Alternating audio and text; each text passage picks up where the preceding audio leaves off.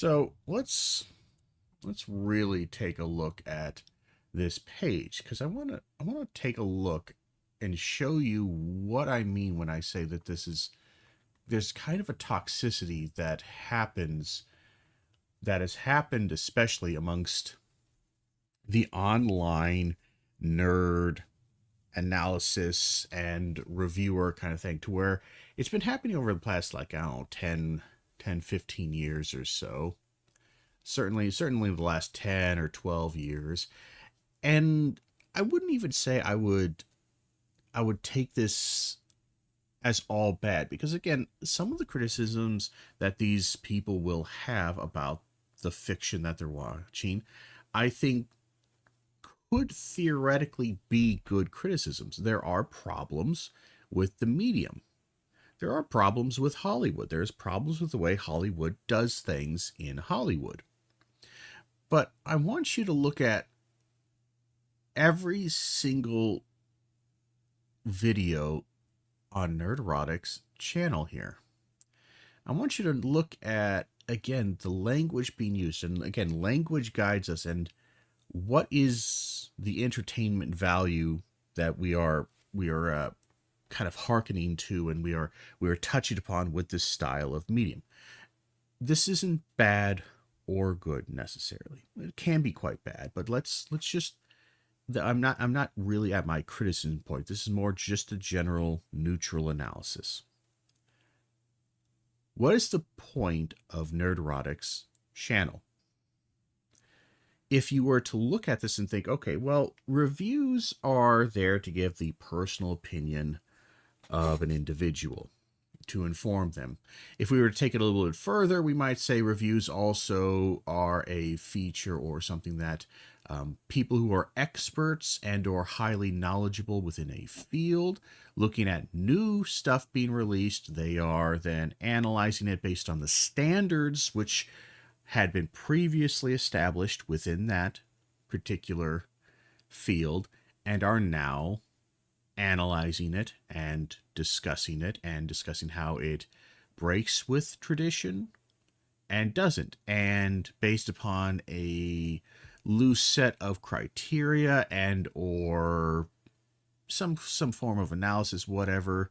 Maybe either it's hearkening to traditional norms, or it's hearkening to kind of larger scale analytical categories.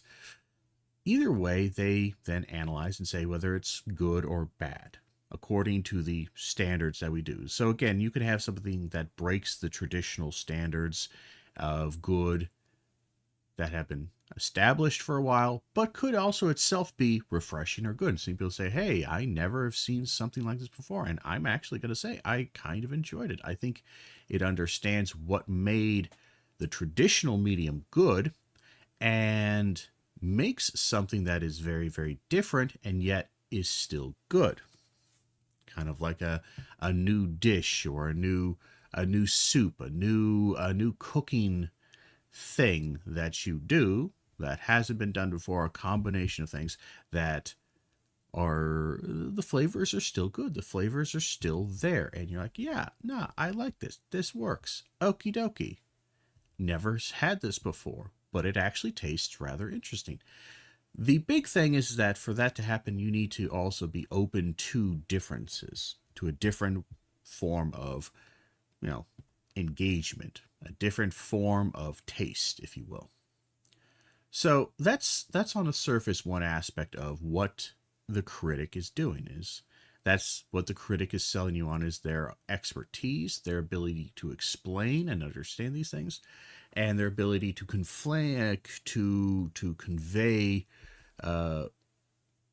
the difficult meaning messages and other aspects that you might passively notice, but you don't really have the expertise, because you don't do this for a living, to engage with this in the same way. You just don't notice it as much. Okay. Another aspect that draws the critic, that makes the critic interesting for you, is the critic is itself a text. as we might say in the academic world. It is a text to be analyzed, is that it itself is a, if we want to say, some kind of creative, fictionalized almost work. Perhaps not fictionalized, but there's aspects of fictionality to it, and aspects of characterization of themselves. They are playing a character to a certain degree. What they're saying is not necessarily fictional, but it is put through the lens of a character or an archetype or some kind of entertainment quality. So the review itself is the entertainment product. Not necessarily, it could also still be used for information and to inform, but that's when we get into an interesting little problem of, okay, it may be used to inform, but what is the primary thrust? Is entertainment the thrust, or information and informing the thrust? Because you can't really have both, because they exist on different planes. Entertainment is about satisfying the needs and desires at that moment of your audience. You are entertaining them based upon pre-designed, you are entertaining them through humor, through anger, through rage, through happiness, through excitement. You are attacking and otherwise appealing to a specific feeling. Okay. Now, where does this go wrong? Well, it can go wrong when, especially from the reviewer, when entertainment is more important than informing people correctly and accurately. Because entertainment doesn't really care about if something is true or not, just like fiction. Like, we have superheroes. We have Superman, like here. Superman who flies, who shoots laser beams from his eyes. Is any of that true? No. Is it entertaining? Yes. So therefore, I want to entertain based upon things like action and bright colors and shit like that, and different kind of themes that are built up in the fictionalized world. That is more important than actual information and truth in the objective world sense. So, what I have noticed and seen, because I've been online and been on the internet just as long as some of these guys, even though I haven't been really producing, I've been consuming a lot, is what I've noticed is and if we kind of see here, is that over the past 10 years, hate sells more than anything else. If you look at this, okay, it's YouTube things, whatever, but even just looking at this, Marvel blames Disney for its failures. Thunderbolt's absolute Marvel fatigue. Woke Hollywood is breaking up. Doctor Who ends in disaster. Rip Doctor Who. Hollywood girl boss too close to the sun. All of these things are very much mockingly hateful. The entertainment is mockery here. Now, again, mockery, much like a stand-up comedian kind of sets, can have aspects of truth, but also it's not. Whether it's, I don't know, I'm trying to think of comedians, Tom Segura I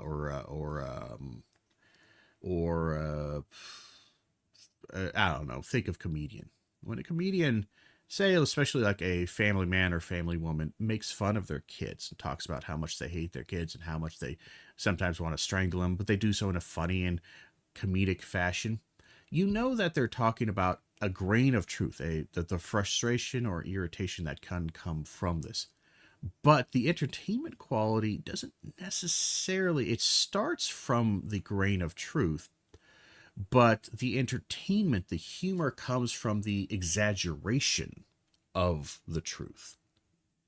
So in many ways, the exaggeration, the end product, the hyperbolic representation, not necessarily the object, but the representation of that object, of the objective truth, is what is entertaining. So, The thing that I have found is that many people watch these style of reviews, and they don't realize that this, especially like something like Nerdrotic, what they sell is a product. What they sell is the hyperbolic, deformed, and exaggerated aspect of truth. So people will watch this and will come away like this, oh, this must be the worst thing ever. This must be the worst thing ever. This must be the worst thing ever.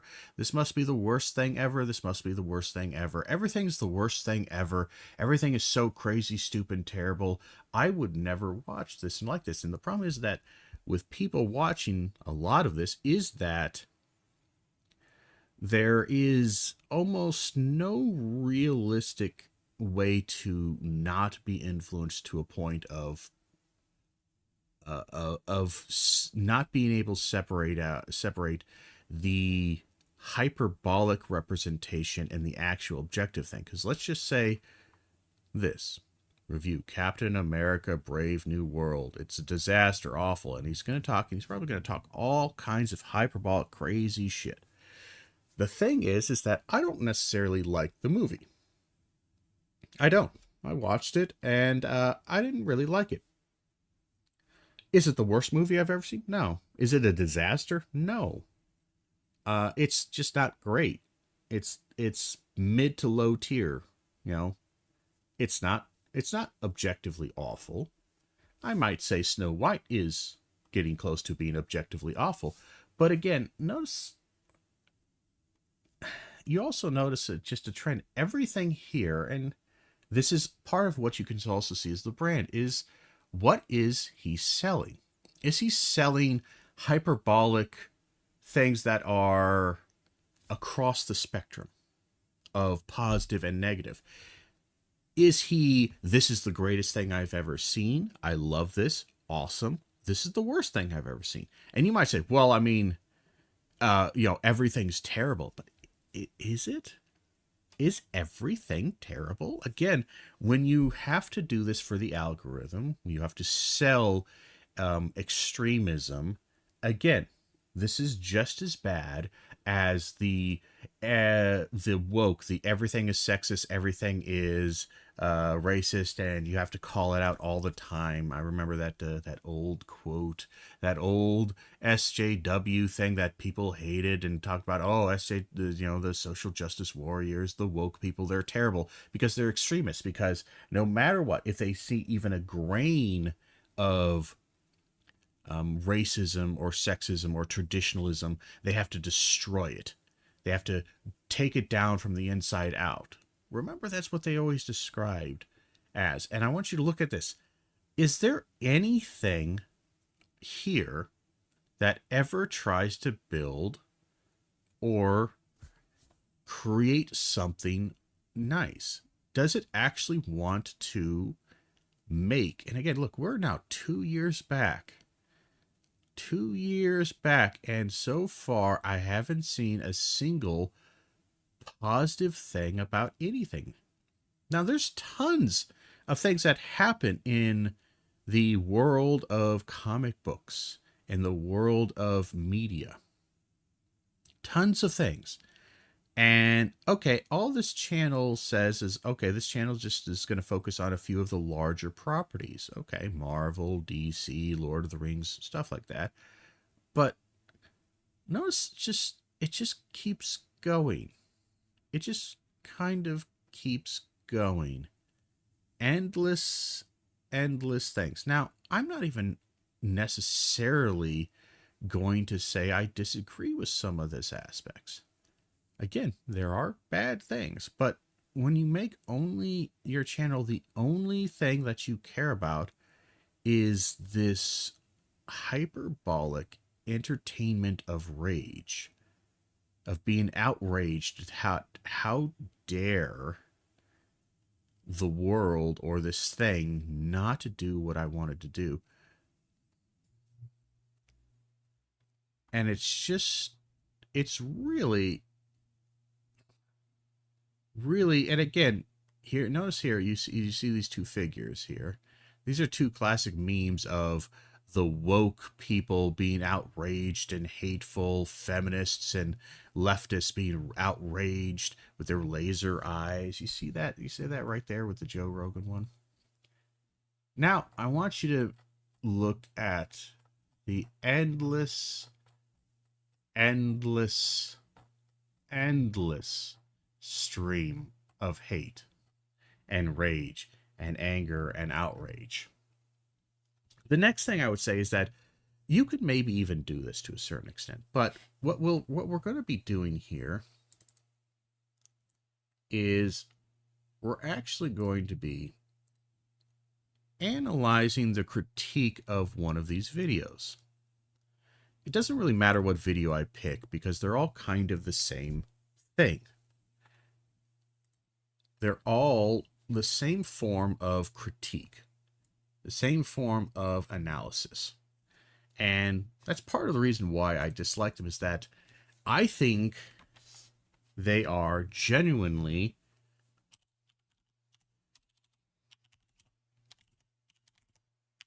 is not good analysis and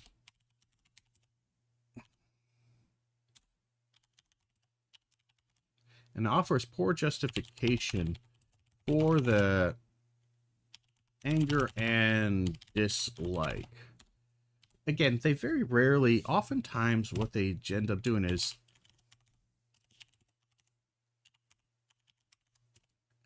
they just kind of summarize the story and then say it is bad because it didn't do the thing they say is good, which often is not better.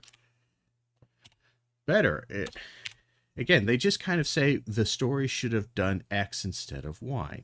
And you can maybe say that, but explaining why, I think that's the biggest thing that I find that is missing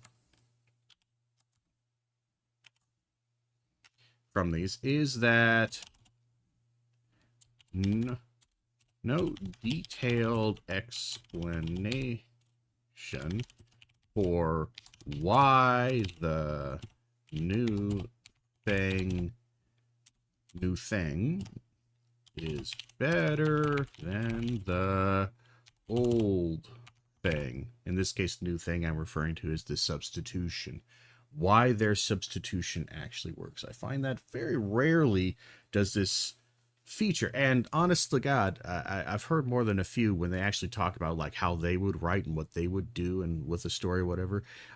More often not, what I find is that it's laughably terrible. Like, look, I don't mean to shit on other people's creative works. They can absolutely do that. But oftentimes like this, look, I can tell you right now off the bat, that's going to play terrible. And that's fine. You're coming up with ideas on the spot. This is why we have table reads. This is why we have reads and editing and back and forths. And this is why you will write something and go back and reread and rewrite it, at a different later point in time, trying to analyze and get a better understanding of what it's actually doing and whether or not this actually accomplishes what you want. But I want you to, we're going to take a gander through, and mostly what I want you to do is, rather than focusing on whether or not what he says is true or not, what I want you to do is think about the simple thing is, how is it framed and sold to you?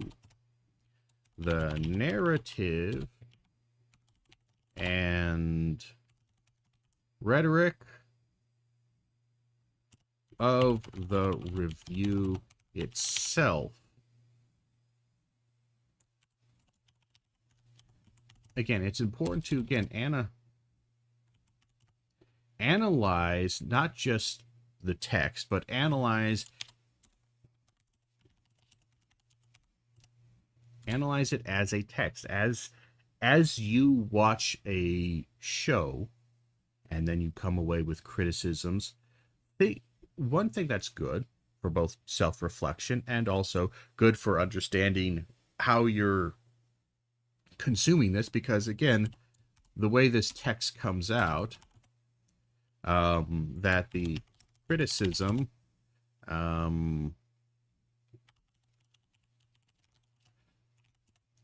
basically pretends to be objective and truth-telling when fiction and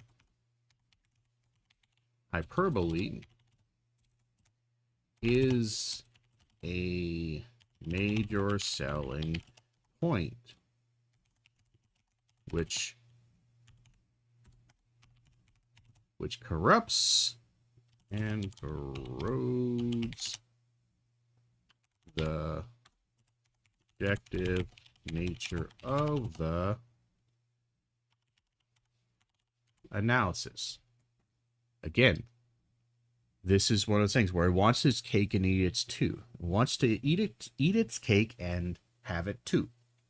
You can't do that. You can't have a thing and also do the actions that completely make the thing not objective anymore. So,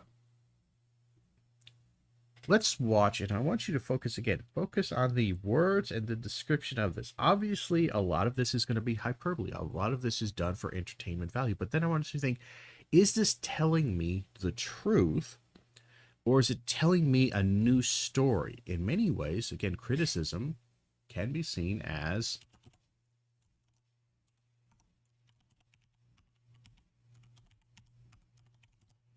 oh my God. Narrativization of an experience. A narrativization of an experience that is retold to either inform or entertain. And again, I'm going to put these as either or and not something that you can have both of, because quite frankly, I'm beginning to really wonder whether or not you can entertain and inform at the same time, because information, it's kind of like a category mistake here, is that your brain will categorize and fail to separate the informative parts from the entertainment parts. Thus, you will be informed not just by the information, but by the entertainment narrativization of that information. And you will kind of embody and take on these narrativizations more so than you would the actual information, the data.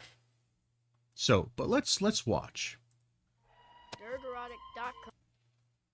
Want to make sure we have some sound here. Friends, I don't think I'm going out on a limb here by saying entertainment has seen better days, and it seems that originality... Okay, entertainment has seen better days.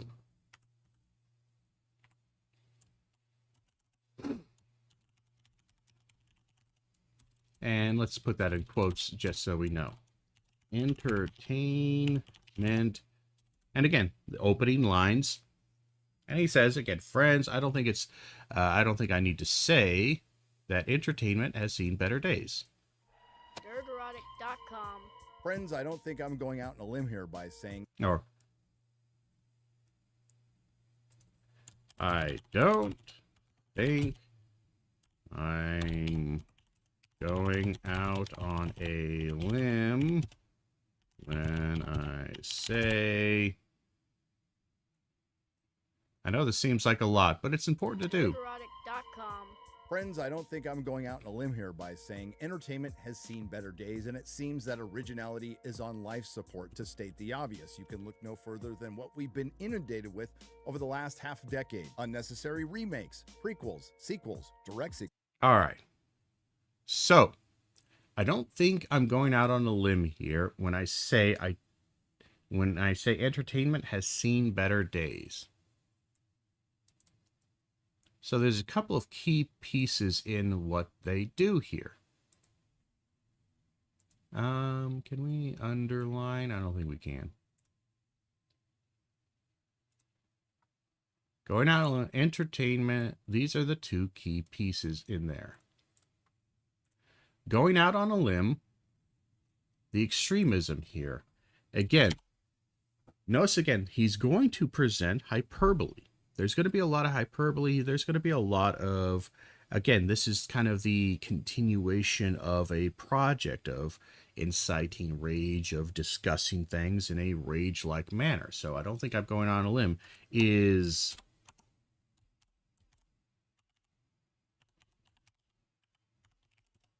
pre-justifying. Oh my.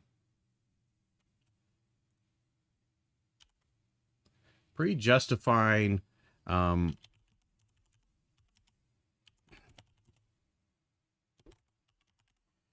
pre-justifying inaccuracy and outrage. Again, the hyperbole that will be coming out.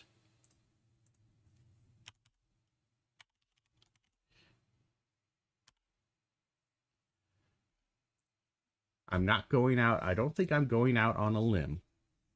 So he wants to say, I don't think this is crazy to ask for X.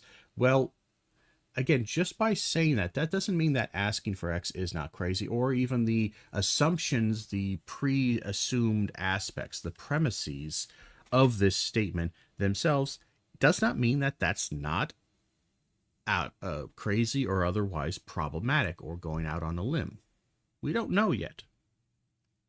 Now, again, I understand you're taking it really to kind of far here, but if you look again at that channel like this, do you think that everything is so terrible that it justifies 100 plus, 200 plus videos that everything's sucking? Look, and I'm not a Marvel fan. I don't even like these products, and I would even agree. I do not like the insistence on sequels and prequels and all this stuff.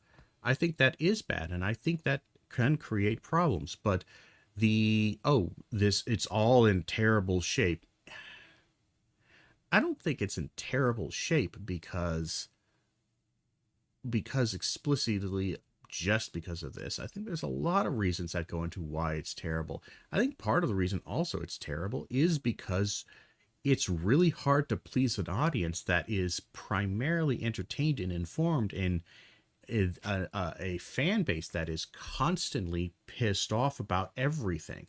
Entertainment has seen better days. I do hate this statement, by the way. And I'm just gonna explain real quickly here. Again, when sequels, prequels, whatever, this has been a trend and a thing that has always existed in Hollywood for well over 10, 15 years, 20 years, 30 years.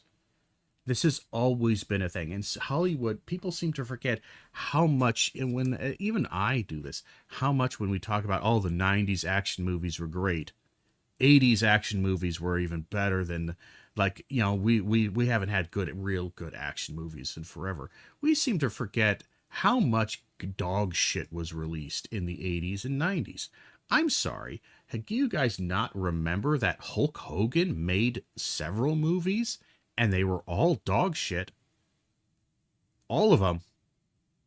Oh, well, those were kind of kiddie movies. Yeah, well, and even then, there's dozens and dozens of, there was, half a dozen mainstream Steven Seagal action movies. They're all shit. Like, maybe Above the Law, like one or two of the original ones might be okay, but they're all dog shit.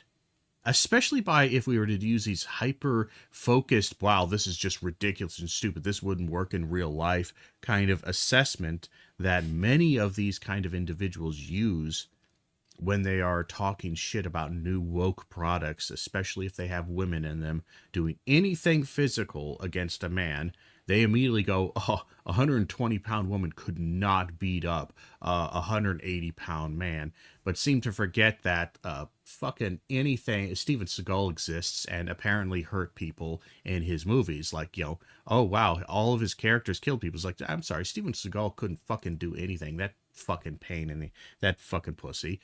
And beyond that, we then that analysis, that hyper hyper focused, this is unrealistic, this is stupid, this doesn't make any sense, never turns on the products that they actually like. Because they like them, they were entertained by them. They don't want to find ways to shit on the thing. And that's my problem, I think, ultimately, is that, again, the entertainment is finding and speculating on what can I say about this that will make people entertained, rather than what is actually true about the product. Again, and this whole appealing to the better days. When? The 90s? There was tons of stinkers in the 90s. Tons of them. You don't remember because, like everything, it's been filtered out. The good, or the things that actually attached to people and people found entertaining and enjoyable, those things are kept and everything else sinks to the bottom. The good ones float, the bad ones sink. So when you look back, you have this bias of it's like looking at the surface of water, and you have everything is thrown in there, and the bad stuff soaks up water quicker than the good stuff and sinks faster. So you throw all this crap into the water, all these pieces of wood or whatever, or these objects, and immediately within the moment, you can see some automatically sink because they just sink like a rock, and like, oh, those things are terrible. And in the moment, you're looking and you're seeing some are floating, but you see some are kind of floating better than others. Some are already sinking a little bit, but it's slower. They're slowly absorbing water and slowly sinking down. Maybe they only sunk like maybe, half a foot down into the water or something like that. So they're a little bit below the surface, or some are just barely above the surface, but some are floating really, really high. And you're like, those are good, those are bad. And then you leave and you go further down and you're throwing more stuff into the water, and now you're in the 90s, or you move down and you throw stuff into the water in the 2000s, and you look back at the 90s, and time has given enough space and given enough, again, time to filter. And again, the bad things have sunken from your view. You no longer see it. So you go back and like, oh, look at all those good movies. There's like 10, 20 movies that were amazing that were released in the 90s. Thousands of movies were released in the 90s. And you're going to name, I can name like 50 or 60 great movies. Thousands were released. Thousands are released. Tens of thousands are released now. How many of them are good in the 2000s to 2010s to 2020? How many of them were good? I'm willing to bet you the percentile is probably not going to be that far off. It might be a bit, and there might be certain things that are bad and certain things that are good. But again, the hyperbole sells, not truth. But again, entertainment has seen better days. This is the same kind of dog whistle annoyance that I have when it comes to politics and politicians, especially conservative ones, when they say, make America great again.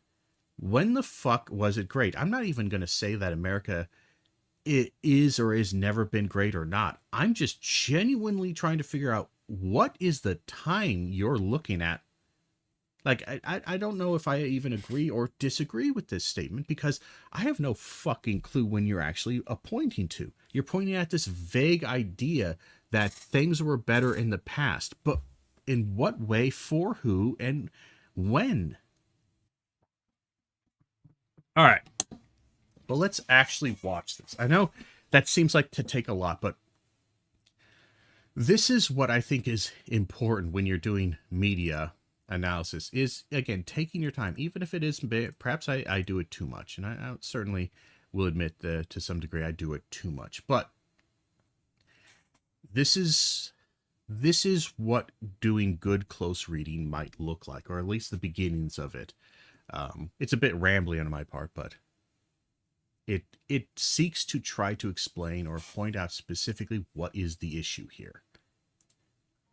Nerdrotic.com. Friends, I don't think I'm going out on a limb here by saying entertainment has seen better days, and it seems that originality is on life support, to state the obvious. You can look no further than what we've been inundated with over the last half decade. Unnecessary remakes, prequels, sequels, direct sequels, spin-offs. Now, there's also something that we're saying here is,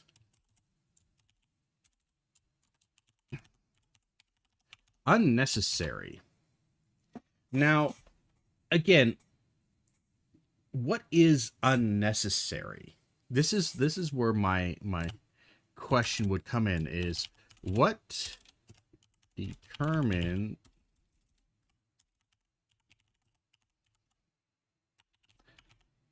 necessity in entertainment? Where is this line of need and not needed? And more importantly, entertainment is, again, if you look at it from like a grander, like philosophical kind of state, as we saw previous yesterday when we were talking about Ursula K. Le Guin, you have the necessary, the Jesus, I cannot. You have the necessary, not, but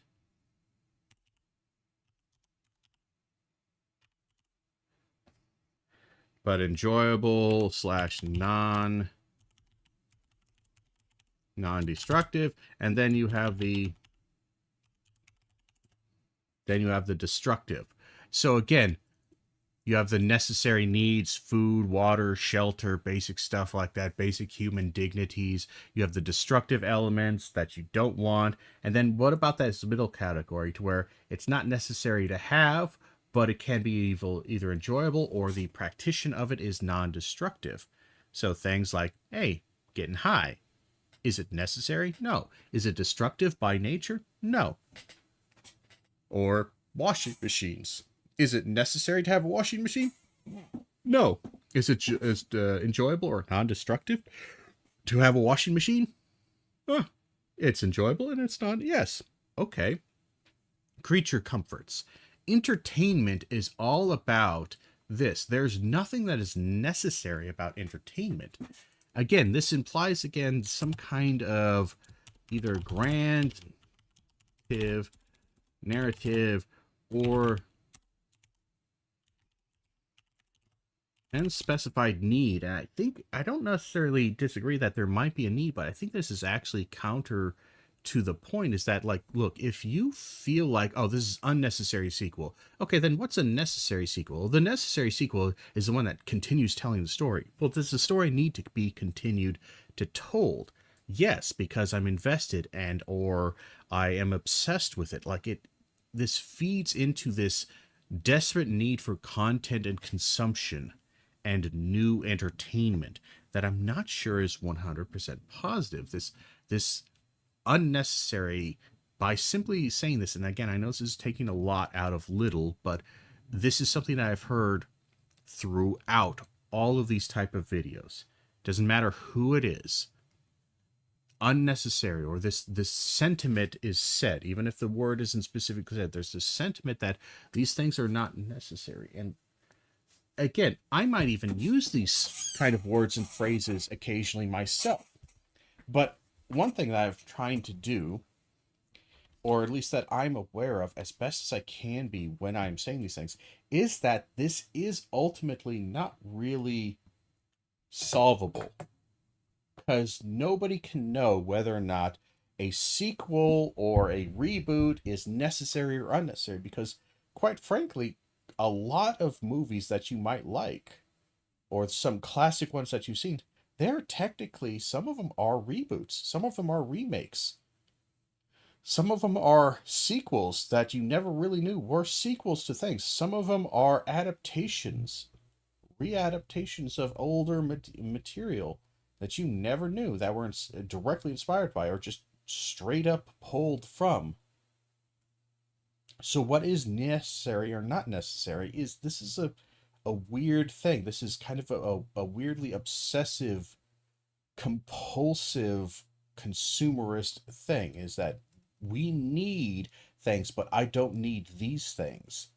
These things didn't satisfy me, therefore I didn't need them.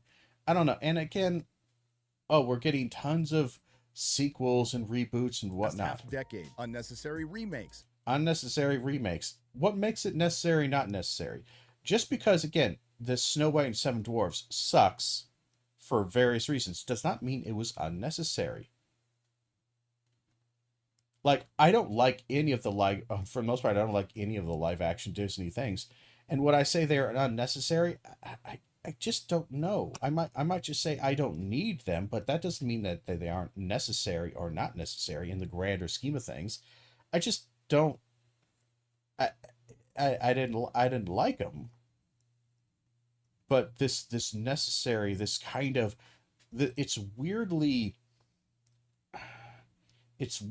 puritanical in the sense that only the purest or the bestest or only these things that I like that should be allowed to exist. Anything that isn't is somehow impure, terrible, and otherwise corrupting. Prequels. Prequels. We don't need prequels. Sequels. We don't need sequels. Why not sequels? What's the difference between a necessary and an unnecessary sequel? Again, I don't necessarily like any of these movies. And I do believe, yes, you are correct that a lot of times sequels and reboots and all these things can be creatively bunk or easy because this thing has already been laid out for you. But that doesn't mean that it's necessarily bad. Hell, half the heist movies you will ever watch in your life are all the same fucking movie, basically. There's some small, in many ways, whatever the first heist style movie that was written and designed that mimics or otherwise gives the model for most modern heist movies, every movie after that is basically just the same fucking movie. Slightly different characters, you add a couple of different scenes, you have a couple of different motivations, but not really anything that changed. It's just a heist movie. It's just a grand narrative archetype. So, are these necessary or unnecessary? Again, they can be bad, but that doesn't mean that they're unnecessary. I would be perfectly fine having a sequel of an Indiana Jones movie that's good. The nature of it, the sequel, and again, you might say, well, I'm being too kind of nitpicky with this thing. Well, one, that's what criticism is supposed to be doing, is nitpicking. Thank you very much. But why? Why not? Direct sequels. Direct sequels are bad. Really? Direct sequels are not good, or these are unnecessary direct sequels. What does that mean? More importantly, notice what he showed there. And again, I don't like the movie at all. Spin-off. But oh god, it doesn't go back. But what does he show? Over the last half decade, unnecessary remakes, prequels, sequels, direct. This is direct sequels. Unnecessary direct sequels. This is Star Wars, oh my god, I literally just forgot the fucking name of it. Hold on, I gotta go through them. New Hope, Empire Strikes Back, Return of the Jedi, Force Awakens. Jesus, took me a second. Alright, this is Force Awakens. Why? This is literally what you want. You're a comic book guy. Like, you don't want a new Wolverine comic to come out. You don't want a new Star Wars movie to come out. This is a new series. Just because it turned out bad, does that mean that the idea or it wasn't unnecessary? It just didn't work for various reasons. There's nothing wrong with making, and again, this is, you might say, oh, I'm taking this too far, but, and maybe he's just misspeaking, and this is just kind of a bad word, but again, this is the problem, is that they want to create, by using this word unnecessary, is that these things are not valid, not good, intrinsically, and somehow they are violations of a sacred thing. Like, again, these things should not exist. these things shouldn't exist. They are unnecessary. And by that, again, there's this extension that, okay, so do you not want The Force Awakens to exist? Do you not want any of these things to exist? Yeah. Okay, well, one, half your channel disappears because I have no doubt that you scroll back, you'll probably find at least 60, like probably 20, 30 videos bitching about the new trilogy. And again, I've talked shit about the new trilogy endlessly. I fucking hate it. But the what I've seen now is this kind of weird retroactive like closing off of these things should never have existed. What Hollywood produces is bad. What Hollywood produces is evil. Um, and it starts really getting into like genuinely these things are a form of evil, a form of badness that must be excised and destroyed, and the people who create these things must be excised and destroyed. There is this extremism that underlines this kind of, and again, because it's so casual, that's what it is at this point they've done this for so long and they've wrapped themselves up so deeply into this that these things are now just normalized to them. Their extremism is normalized. Sequels, spin-offs, midquels, interquels, intraquels, standalone sequels, paraquels, sidequels, legacy sequels, soft reboots, requels, reboots, spiritual. Wait, now here's the thing. How is Fantastic Four a reboot? I saw this because I watched it for a little bit. Legacy sequels, soft reboots, requels, reboot. How is Fantastic Four a reboot?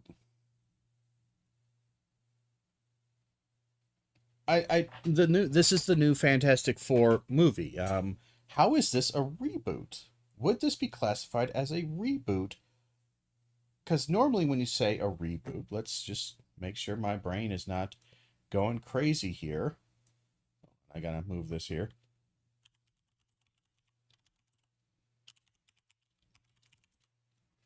What is the definition of a reboot?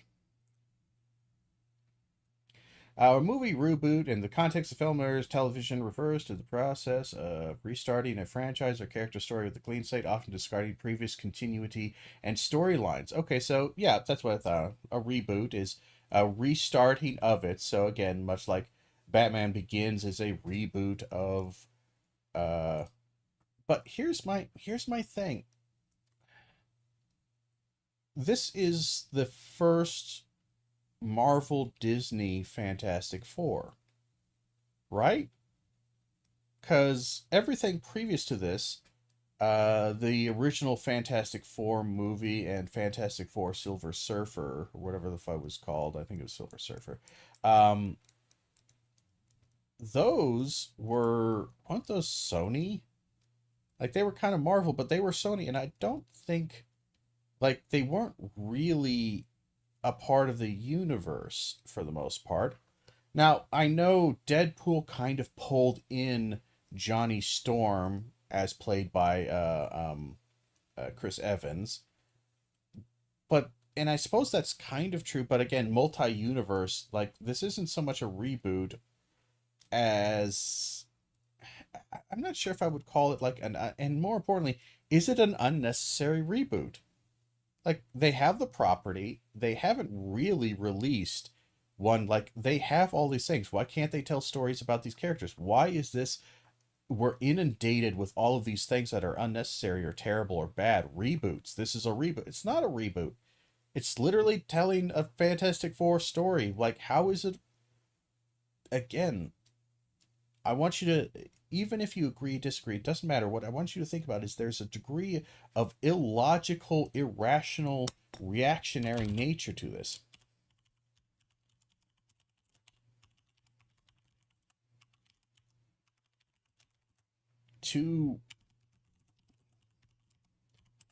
And illogical and irrational reactions to natural and normal fictions. They're just it's strange that this is so weird. And again, we've barely got 30 seconds into it. So we're gonna speed through this a bit more, but it's really, I want you guys to really pay attention to how constant the laying the groundwork of how much all this shit is bad and shit and terrible, and reboots and sequels and all these things are terrible and stupid. But there isn't really a direct explanation or reason why it's stupid, because there's plenty of work in fiction that you might find that are sequels, reboots, remakes, prequels, integrals, mid sequels, whatever you will, continual sequels, whatever you will. There's plenty of movies or things out there that are not bad or not immediately evil that technically function like that. So why? Why are we going on this rant of, oh, we're being inundated with all these things? Well, some of them are good, some of them are bad. Spiritual successors. Spiritual successors. Okay, now he's bringing up this one. Now, I know you guys might not recognize this, but this is the Man from U.N.C.L.E. movie that was 10 years ago? Plus? More? When was Man from U.N.C.L.E. actually released? Now that I'm a little curious about that, actually. I should just keep this window open and small. Man from U.N.C.L.E. Again, I think it's like the Man from U.N.C.L.E. 2015. So yeah, about 10 fucking years ago. So, oh yeah, 10 years ago you got a spiritual reboot, revitalization of a series. So, is Man from U.N.C.L.E. good or bad? Just because it's a sequel or a prequel or a spiritual successor does not mean it's good or bad. Oh, we're getting all these things. Half the people, I would say probably 90% of the people who watched A Man from U.N.C.L.E. didn't know A Man from U.N.C.L.E. was a TV show unless somebody actually told them, or they read a review and said, "Oh, by the way, hey, yeah, this was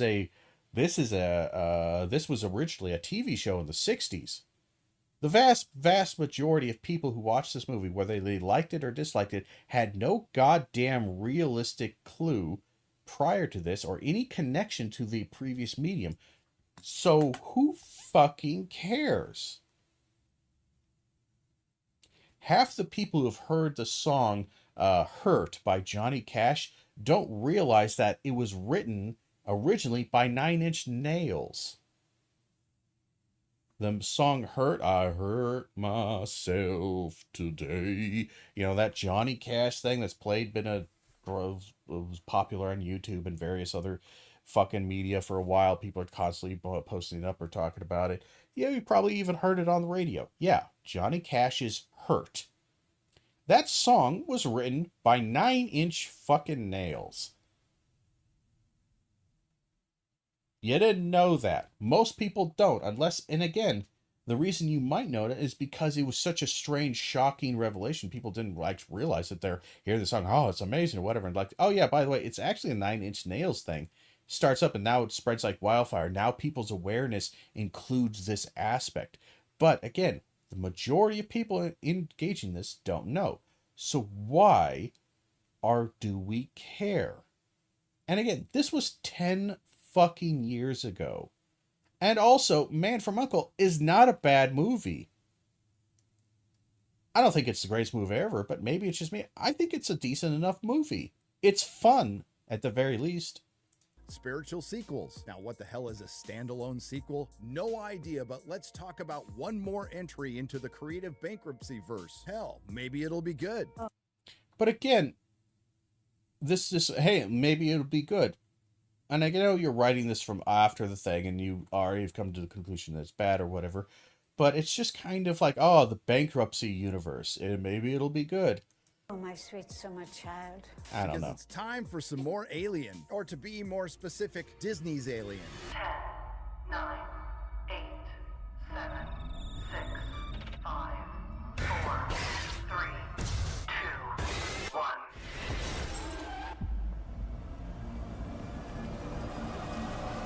Oh no, not again. The last entry was Disney's Alien Romulus, a film a lot of people liked, but I didn't. So again, Romulus. I think Romulus is okay. It was kind of fine, but here's his critique of it. Last entry was Disney's Alien Romulus, a film a lot of people liked, but I didn't. I equated it to a greatest hits album done by a horrible cover band. The Gen Xenomorph versus Gen Z. But Again, Gen Z. What about this was Gen Z? What is so Gen Z? What cultural or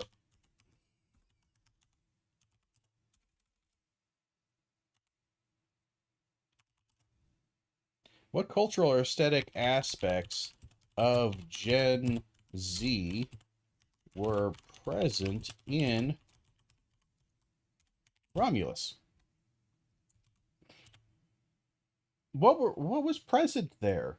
What made this what? Because they were young people? Does that mean that like they're younger people, so every single slasher movie is that generation's is plagued by that generation? Well, maybe, but it just seems like, what about Gen Z is this? How is this Gen Z?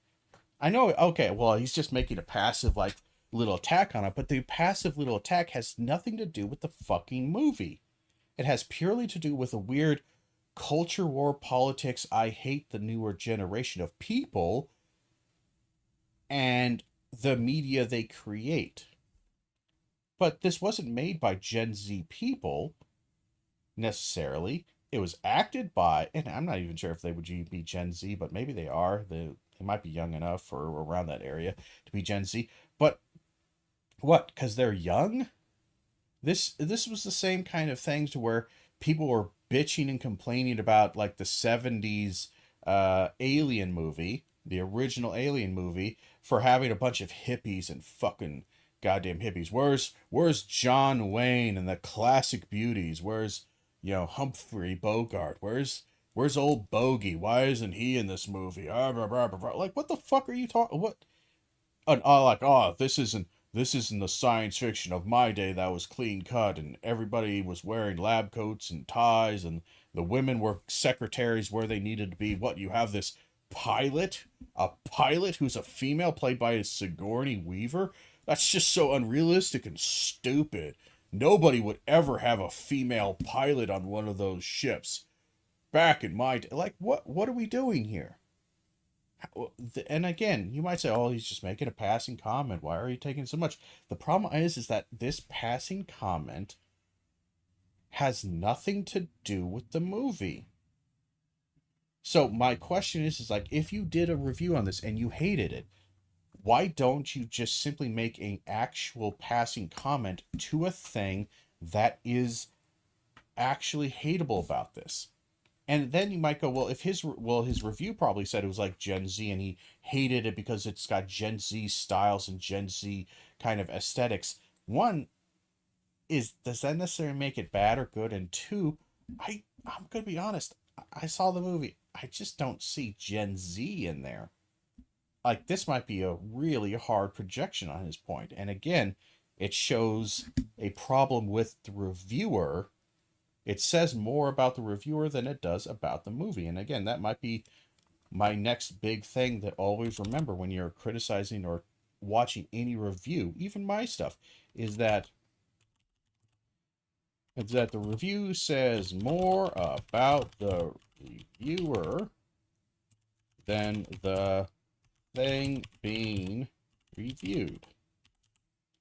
This is not necessarily a good thing or a bad thing. Not good or bad, but simply fact. Again, you are watching opinion. So again, this doesn't necessarily tell you anything objective or even broadly subjective, we might say. All it tells you is what this person feels. And it's important to remember that, again, you can like somebody, like what they say, and also like a movie that they don't like. And here's the thing. You can like somebody talking shit about a game that you like or a movie that you like that they hate, and you can like them, you can like the review and like the game. But notice how each one of those things has to be separated, especially the liking the review and liking the game, because you are engaging in the review not as a review of the product, you're engaging in the review as a product itself. It doesn't matter what they were reviewing, you like them. Case in point, this goes way back into the day, but I remember Yahtzee reviewing Demon Souls, and I think he's done it with like Dark Souls. He's done it with the Souls like games before, and for the most part, if you watch any of Yahtzee's reviews, remember old Yahtzee, fast talking, angry, no punctuation Yahtzee, he's constantly just shitting on the game and talking shit about the games to a certain degree, and sometimes he'll even talk about good stuff in it, but oftentimes he's being very hyperbolic, funny, and he's talking shit about, Demon Souls or Dark Souls or something like that. And I loved the game at the time, and I also loved his review because I thought it was funny, and I thought he did bring up good, sincere, there was a grain of truth, and it was presented in a hyperbolic and funny manner. The grain of truth exists, and I acknowledge to the grain of truth, but I also was able to separate out just naturally that this is being said in hyperbole. Is it bad, as he says, as the hyperbole says? No, it's not. However, there is a degree, aspect of frustration that can happen with this, and he's simply pointing out the frustration that is going to naturally occur. Just kind of like, again, a comedian making fun of their kids being annoying. Is it annoying? Yes. Is this annoyance bad? No. It is 100% natural, normal, and in fact, it's probably good overall, if you were to really think about it, for kids to be annoying, for kids to be intrusive, because it's them practicing and working on communication skills, and obviously they're not going to be amazing at them, so the more they practice, the better they get.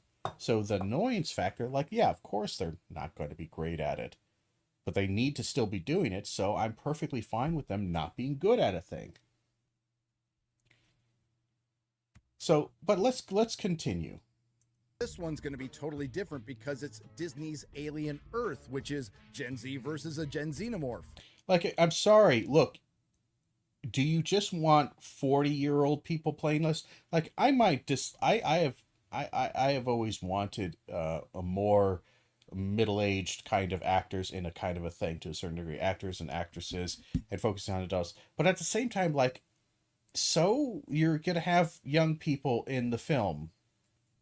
That doesn't make it bad or good. And especially if you want to, like, hey, this is a project where we want to bring in new actors and actresses. We want to bring in new people and work on them and build their careers and give them opportunities and give them products, and they might be good and bad, and I want them to spread their... I don't just want to always cast the same old fuck in a fucking show. Who cares? Oh, it's Gen Z. Again, notice this. There is no real logic to this. This is why, again, it's not necessarily bad, but it's important to understand. These things are priming you to dislike a thing for completely illogical reasons. There is no good logic behind, or objective, or any kind of, again, subjective logic. There is no good analysis or perspective behind this shit take. And it's not a movie, it's a streaming series on Hulu, which is soon going to absorb Disney Plus, but renamed Disney Plus because Disney doesn't want to admit that D Plus failed. Now, I can't say my hopes were high for Alien Earth, but I was at least intrigued because it was going to be written and some episodes directed by Noah Hawley, who admittedly has done some good work with Fargo and the first 2 seasons of Legion. And again, this, like, is admittedly, why do you have to admit that? Like, it feels like, why is admitting someone does good work so strange and forced? Why is this of noteworthy? Oh, admittedly, he's done good work. What? And again, you might be saying I'm overly focusing on this, on the language and the words he's using, but That's me. I'm an English professor. I'm a literature professor. This is what I do. And I think the way you communicate things says a lot about the core of it. Again, you're using language to communicate the idea. I'm going to understand the idea by understanding the language you're using, explicitly and implicitly, what you are trying to say to me. Admittedly, he's done good work. Why do you have to admit this? You could just say, and I was excited for this. You notice the difference here. Let's hear what he says. By Noah Hawley, who admittedly has done some good work with Fargo in the first two. Who has admittedly done some good work with Fargo and the first 2 seasons of Legion. Compare that to, and is made by X, who has done good work in the past, who has done some really good work with Fargo and with the first 2 legions of. Notice there's a difference in tone. There's a difference in approach here. Now, again, he's already telling you, I don't like this thing. Okay. But here's the thing. I can say X person has done good work, has done great work with these things. This is not a great work. I don't need to admit it. I don't need to, like, this feels like a kind of this weird side thing. Like, you have 2 sides where, like, this is the opposition and, like, oh, these are the forces of Hollywood. And yeah, I gotta, okay, fine, I'll admit that this guy's pretty good. I'll admit that LeBron's pretty good on this basketball team. But, you know, like, he, you know, it feels like this weird sportsmanship, us versus them thing, always in there. People do good work and people do bad work. Seasons of Legion. Unfortunately, he also made the 3rd and final season of Legion. So are we going to get Fargo Noah Hawley or Legion Season 3 Noah Hawley? But before we even start, we already run into a bit of a problem. Alien Romulus was actually a sequel to a prequel, and a prequel to a sequel Okay. So, we're going to take a small little break here. My apologies. I got to go check on the dogs real quick.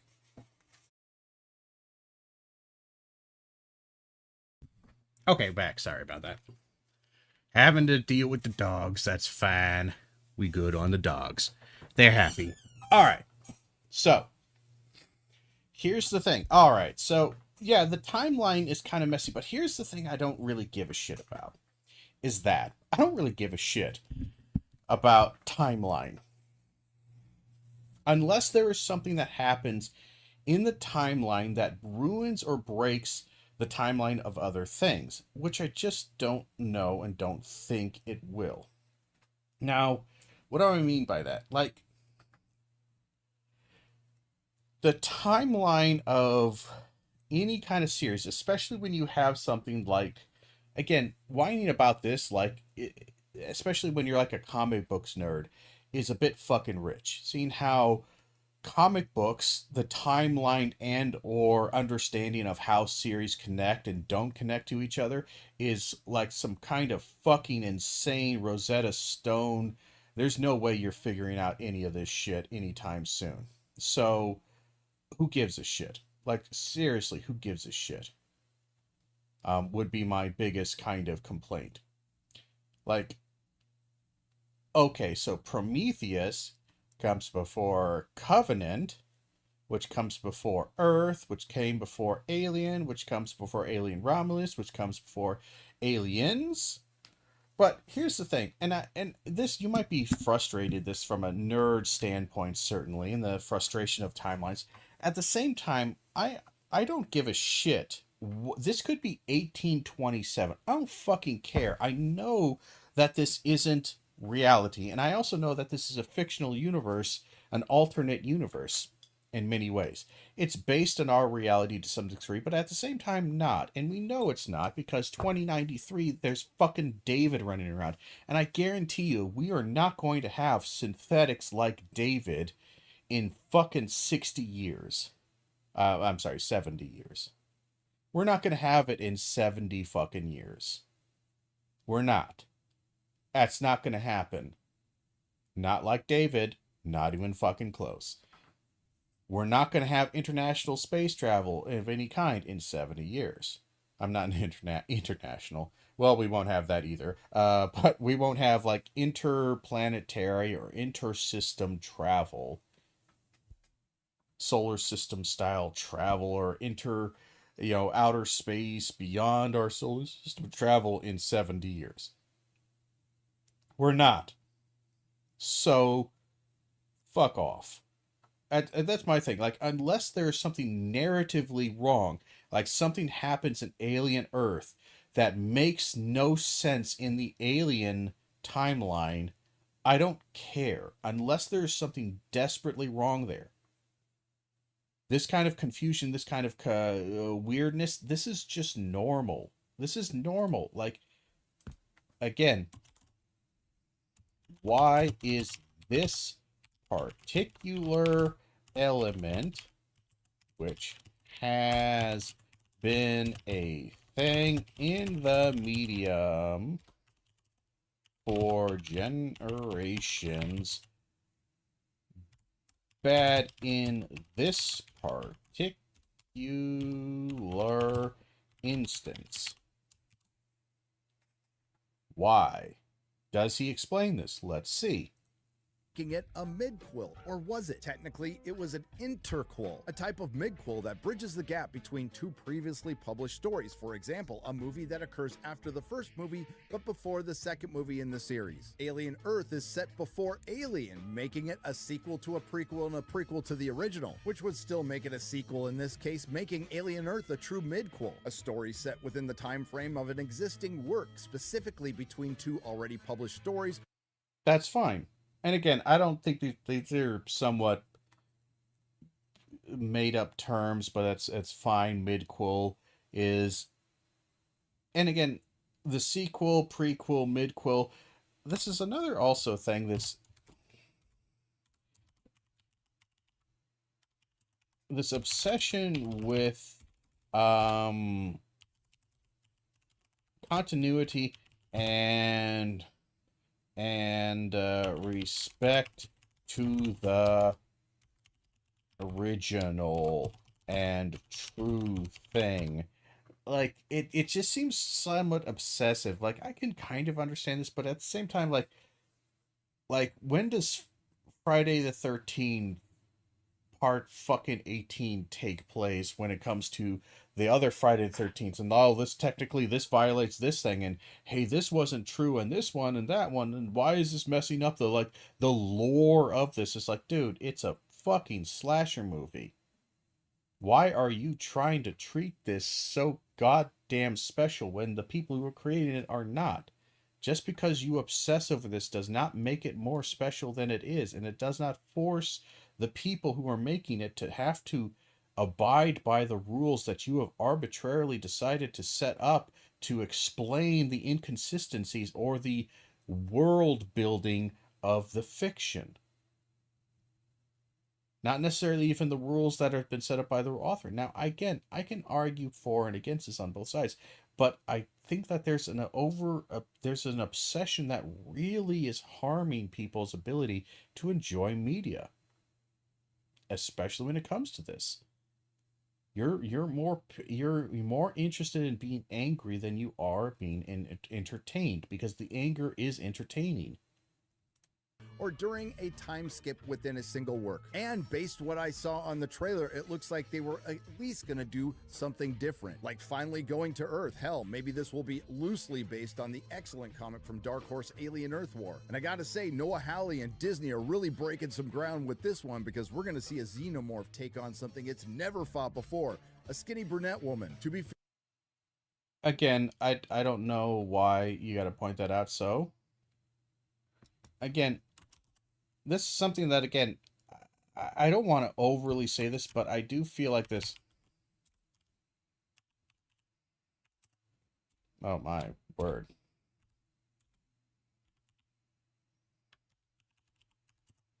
I do feel like there's been a slow drip of misogynistic content in here. Is that, oh, fighting against a small brunette woman, there's always that. It's like this, I mean, I guess, but if it was a guy, like,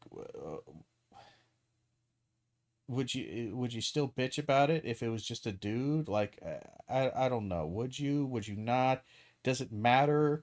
Is this at all bad? I don't know. It just feels like why are you paying attention to this particular thing? Why are you so obsessive with it? They tried to introduce some new things and concepts into the live action Alien franchise, meaning the movies and now TV show, because they've done virtually all of this in other media. In the text opening the show, mind you, this takes place 2 years before Alien, it explains there are now cyborgs, synths, and hybrids, which are synths with a human consciousness. Yeah, and again, you could say, "Oh, well, it takes place 2 years." Yes, but it's not the same movie. It's not the same director. It's not the same thing. This adherence, this absolute obsession with paying respect to the original. It has nothing to do with paying respect to the original. It has to do with paying respect, in this case, to your obsession. And again, I can be this way to a certain degree. And I do believe that this is not completely invalid. But I do not agree with the hyperbole and this weird constant need to do this. You can make a passing thing like this, if you are watching these things and looking for some kind of continuity of technology, you probably won't find it. But at the same time, it's not really necessary because the continuity of the technology is not the primary thrust of the entertainment of this. It might be for obsessive fucking collectors and, again, nerds to a certain degree, so you may do that. But I think it's important to tell your audiences, like, look, would you, the average person, give a rat's ass about this? No. I'm going to, because I am an obsessive kind of personality when it comes to these things. But you won't care. It won't matter that much. What about the alien? They didn't mention that in the text. Again, we introduced a new environment, Earth. About the alien, since... So we have this text here, and he's talking about these texts. So in the future, their race for immortality comes in 3 guises: cybernetically enhanced humans, cyborgs, artificially intelligent beings, synths, and then synthetic beings downloaded with human consciousness, hybrids. This is the new thing they're adding here. Okay, so that's the text starting right there. And hybrids, which are synths with a human consciousness. What about the alien? They didn't mention that in the text. Why would they need to? Like, this is what they're all looking for, is that it's a story. We've had stories that are dealing primarily just with the alien. So why can't we have a story in the alien universe that uses this backdrop and the setting of Alien to discuss not only the alien, but also discuss other features of the universe? I thought nerds liked this when you would look at not just the main storytelling, but looking at the world building aspect by having stories that follow around not just the main theme, but like these sub themes in these smaller kind of aspects. Why not? Why does it need to mention or focus on the alien? We know what the fucking alien is at this point. Why would it need to mention there? Maybe that's another secret thing. Maybe that's a reveal that happens later on. Is that is the secret fourth one. The secret fourth search for immortality is that some of them, maybe it's Weyland, Yutani, whatever these companies, actually wants to use this not just as a biological weapon, but wants to use the alien and possibly use it to create biological hybrids. Maybe that's the big reveal, and the kind of ending thing is that that's going to be the fourth way of trying to find immortality and whatever is through the interspecies biological thing. Again, we introduce a new environment, Earth, and they introduce new alien species. And conceptually, I'm down with all of this. I mean, it seems like you're putting too much into an 8-episode series. Why? Why is it too much? This is another common critique that people say. It's like it's too much. There's too much in here. It's too bloated. And again, I can understand how that works, and I can explain, depending on whatever the medium it is, why and how it is too much. But oftentimes this is just the shorthand. It's too much. Well, what's like? You could technically use that same argument to say like, okay, bringing up blasters, robots, aliens, and the Force, and lightsabers, and all of this other shit into Star Wars, it's too much. We're bringing in weird kind of spiritual fucking like Zen monk wizards, and we're having lasers. It's too much. What is fucking too much? What is too little? What becomes overburned? Oh, they need to tell in just 8 episodes. They need to tell everything about this. No, you don't need to tell everything about anything. Nothing, almost nothing was explained about the Force in the original trilogy of Star Wars, and honestly, that's kind of for the best, because the more they spent time explaining it, the worse it kind of got. So you're like this, oh, this is too much. What do you want them to like spend 8 episodes talking about this one thing and detailing an obsessive manner? Again, that's just going to give more opportunities for you to bitch and moan about them doing it the way you don't want it to be done. Not necessarily that it's not a valid way of doing it, you just wanted it done differently. Again, notice again, at the core of this, there's kind of a empty critique. Or there's a problem here to like this, or it's a critique that would apply to literally every single piece of medium in existence, and especially apply to the mediums and the media and the pieces of fiction that he would hold up as standards of good quality. I think all three of those things would make great individual shows, particularly the one where you're transitioning a human consciousness into a... I noticed the weird degree of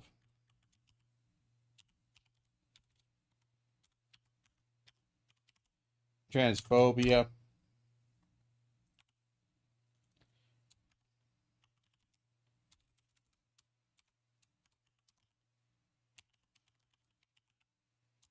Transitioning said with irony. Again, what was the need for this? Oh, because we hate woke people, we hate progressives, we hate trans people, we dislike all of these things. And notice how disgusting and stupid these things are and how much we dislike them. Notice this is what we called, this is, again, a dog whistle. Why? That are transitioning. Why? Why did you need to, why? The show, and I've watched the 2 episodes, the show has no fucking transgender kind of ideological things in there. And if you're seeing them, you are projecting them. I do not see anything when it comes to transgenderism or any kind of transgender or gender theory at all when it comes to the aspect of transferring one's consciousness into another thing. This has been a feature for fucking in fiction forever. It has nothing to do with transgenderism. So why is transitioning being said? Why? Because it's a cheap fucking joke to poke fun. This is why it is transphobia. There is nothing about transgenderism right there, but you needed to make sure to signal to them to mock this. For again, because it sounds like transgenderism. This is what we mean when we say things like, oh, these people are sexist. And you might go, well, or sexist or transphobic. And you might say, well, no, maybe they're not. Yeah, this is kind of what it is. Sorry. A robot body and call it Blade Runner. Oh, on second thought, considering its current era, don't, which it's too late because we're already going to get an unnecessary Blade Runner. Again, what is this unnecessary? Was Blade Runner, what is it, 2077, 2064, whatever the fuck it was, the one with Ryan Gosling that we're showing here, was that unnecessary? Maybe, but was it bad? No, it was a good movie. It was a fine movie, fun movie.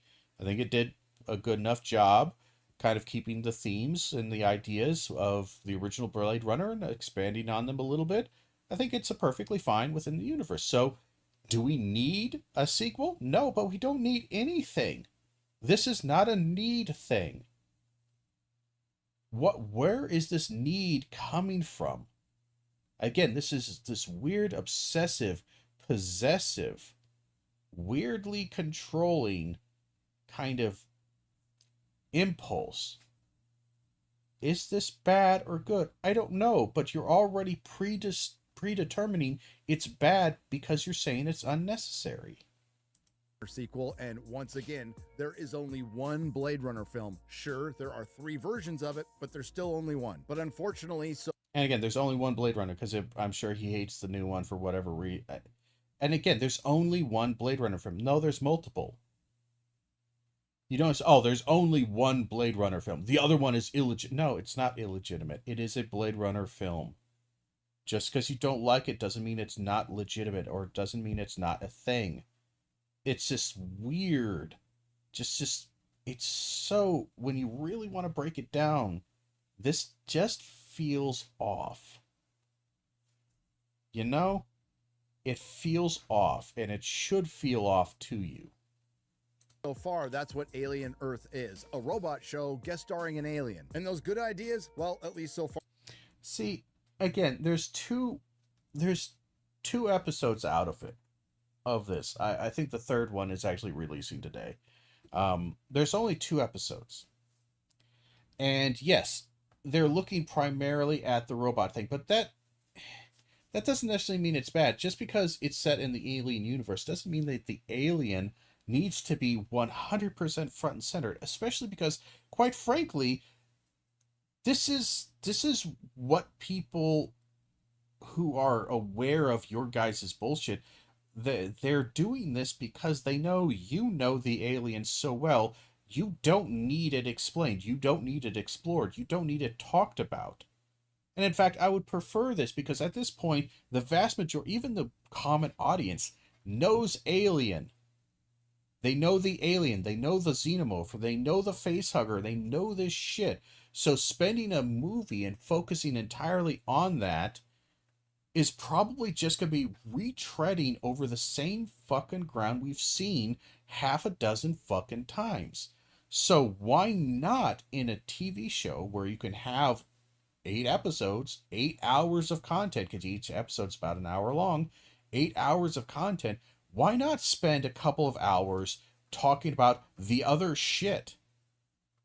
Talking about things that are not explicitly about the alien, talking about the politics of again, this is like bitching about Dune going off and talking about the politics and the issues of spice or the various houses or whatever. It's like, no, but that's what makes the universe interesting. That's literally filling in the gaps. Are you going to bitch about how J.R.R. Tolkien fucking talks about music and fucking language for endless goddamn paragraphs in the original Lord of the Rings? Are you going to bitch and moan about that?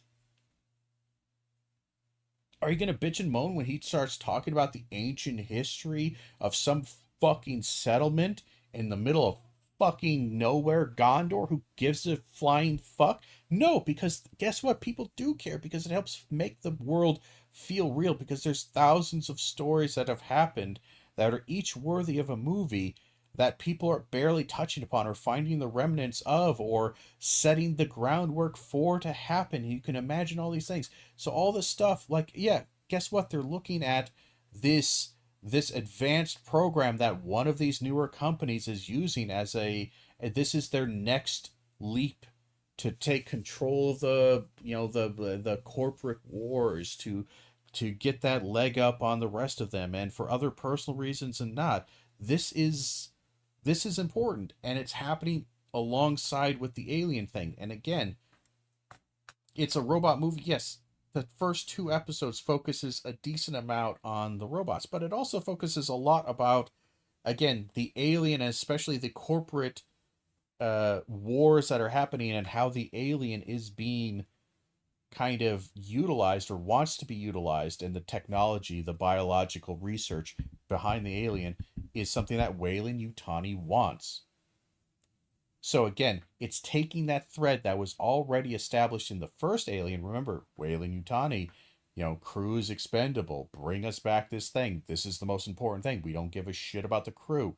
It's taking that thread of, wow, these corporations are evil and terrible, and these corporations want this, are so obsessed with getting this, and it's making that a feature. The various corporations and their various attempts and strategies to one up each other, to the oftentimes the cost and the detriment of the people around, the lower people.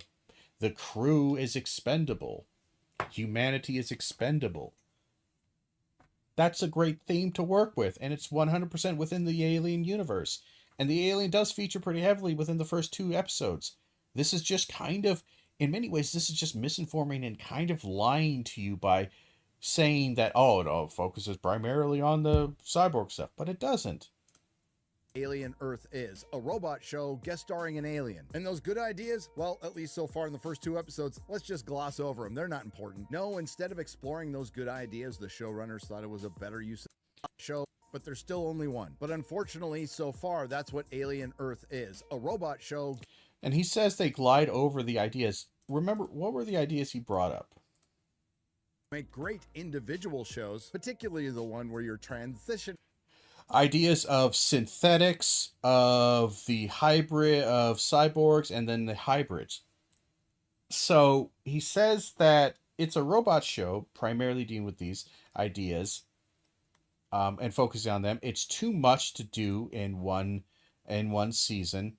But then, considering its current, once again, he later says still that, only one. But unfortunately, so far, that's what Alien Earth is, a robot show guest starring an alien. And those good ideas, well, at least so far in the first 2 episodes, let's just gloss over them. They're not important. At least in the first 2 episodes, let's just gloss over them. So it's a robot show that focuses primarily upon these 3 concepts: the hybrid, the cyborg, and the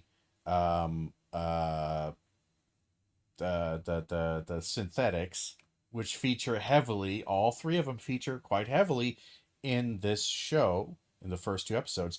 So it's a robot show that features and primarily has all that, and having those things is way too much to have, but it primarily focuses on those 2 things within the first 2 episodes, so much so that it sidelines the alien. But then it also glosses over those ideas. How the fuck is this making sense to anybody? How the hell, how do you satisfy this person? Make it make sense. Think about that. So it's too much for a season. So, okay, let's just say maybe it could be too much, but let's say you could.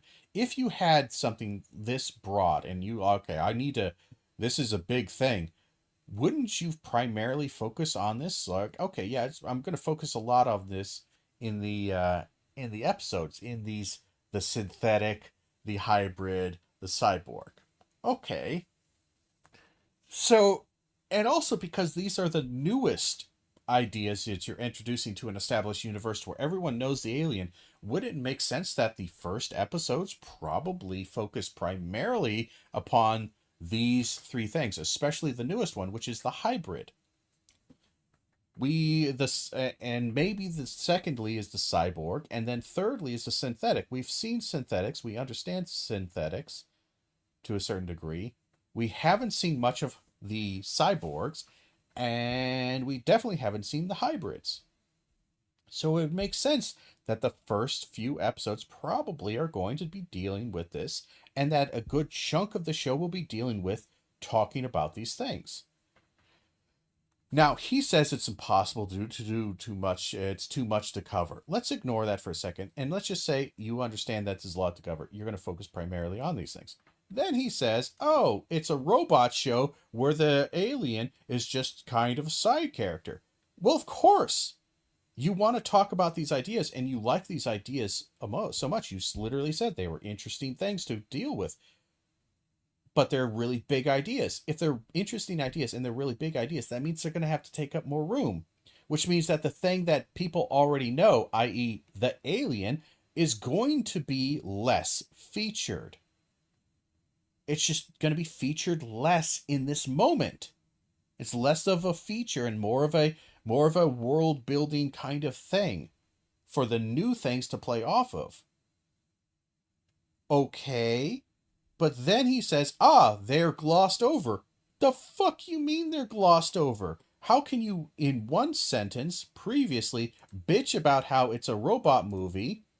Let's hear. But unfortunately, so far, that's what Alien Earth is. A robot show guest starring an alien. A robot show guest starring an alien.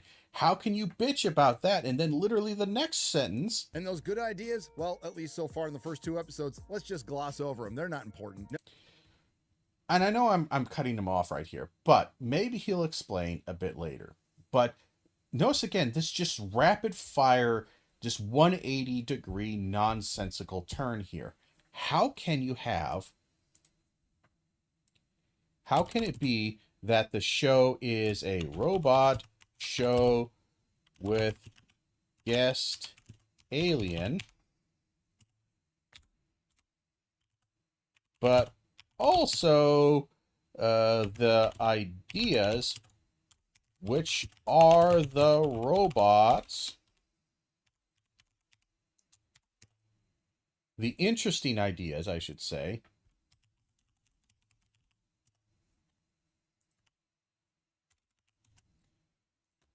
are glossed over. So it's a robot show focusing on the robots and the ideas around the robots, these things, at least in a personal sense. Like, yeah, and it's also only 2 fucking episodes. So your first criticism is it's too much to do, but also robot show. So it's just like, well, you can't be satisfied. It's too much to do in 8 episodes, all of the interesting robot aspects. These interesting ideas are too much to do in 8 episodes. But their attempt to do so, by focusing primarily on the robots and less on the alien, which would try to solve this problem by focusing on these things rather than on this thing, you're then saying somehow they're glossed over. How the fuck is that? If this statement is true, it's a robot show with guest alien, and it primarily focuses on the robot show and the transitioning, as you say, the interesting ideas. How is this not contradictory to this? Does he explain? Let's see. No, instead of exploring those good ideas, the showrunners thought it was a better use of their time within the series to have a bunch of malnourished, awkwardly feminine to slightly Canadian twinks slowly walking around hallways and occasionally getting picked. So, instead of dealing with those ideas, they have, and again, I love the weird entertainment, like, the showrunners thought it was a better use of their time time. The series to have a bunch of malnourished, awkwardly feminine to slightly Canadian twinks. What's this awkwardly again? Misogyny and transphobia. Just more, always. Oddly feminine. Who's oddly feminine? Twinks. What? Because they're not muscly bound. Half the Marines and aliens weren't these muscle bound fucking people. Again, they were guys and girls, or couple girls. Like, I know they're skinny. Okay. Younger people aren't bulky. What do you want? What the fuck do you want? What do you want? And again, it just, okay, so instead of focusing on those ideas, what does focus mean to these people? What do you just want people sitting? Do you want kind of sitting in a room philosophizing about the about the nature of being a person. I mean, you can have that, but like, here's the thing. They also want to make a alien. So they need to do both. They also need to make an alien show, because it is an alien show. So it's a robot show with interesting ideas, but it doesn't focus on the interesting ideas because it wants to do the alien show of people in a ship walking about, being stalked, being hunted, being killed, and the tension that comes about from an alien style show to where you're in a specifically isolated, closed off environment like a ship or a building, and you're technically trapped in there being hunted. That standard, again, kind of motif of the alien like show. So it's an alien show where the alien is a guest star, and it focuses on the robots, which are interesting ideas, but the robot ideas are glossed over because it wants to focus on the alien show, which means that the alien would be more central to the overall theme and ideas and concepts here. But like, you could maybe say there's some degree of messiness, and I could maybe see that. But again, I watched the first two things. It deals with this. Again, yes, it doesn't sit there and just have of hours of monologue just talking about these ideas, but it does talk about them in various ways and people's motivations and the differences between these aspects. Again, then there's a talk between one of the psychiatrists for these hybrids and the boy genius, the head who's making them. There's this kind of talk with it that delves into it a little bit, and there's some passive stuff. Like, this is difference between just explicit exposition and kind of passive storytelling, and primarily is trying to deal with these interesting ideas in a more passive storytelling kind of way. The primary thing is it's an alien show where you have these robots and various things. Again, it's just not going to explicitly do a ton of these things all at once, because maybe they're right. It is too much to do. So they're not trying to solve all the issues. They're not trying to do everything with the interesting ideas. They're just presenting them a little bit, much like how, again, the companies being evil corporations that don't care about people is not 100% the focus and talked about all the time in Alien, but it is a idea that does have narrative movement and effect. Just like I'm sure these interesting ideas will be brought up, they won't be fully fleshed out, but they will be used as interesting counteractives to a primary kind of alien show, something to build off of or think about.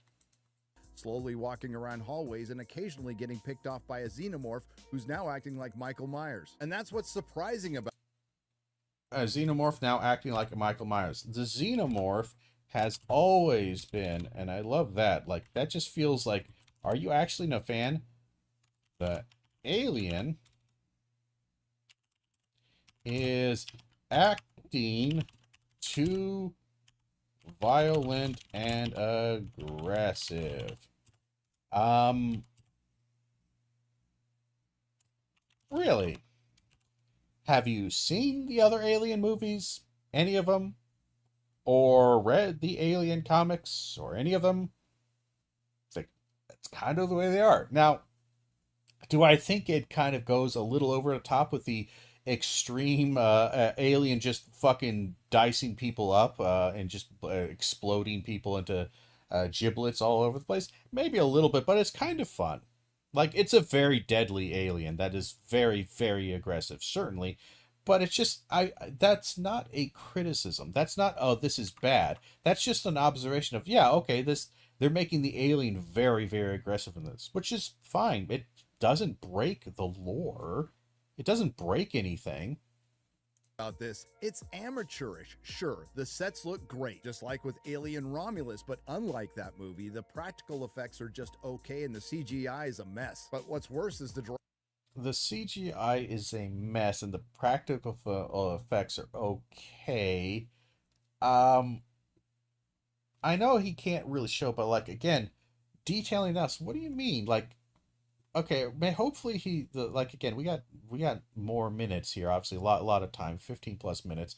Hopefully he goes in more depth because I didn't think the CGI was bad. I didn't notice anything really terrible with CGI.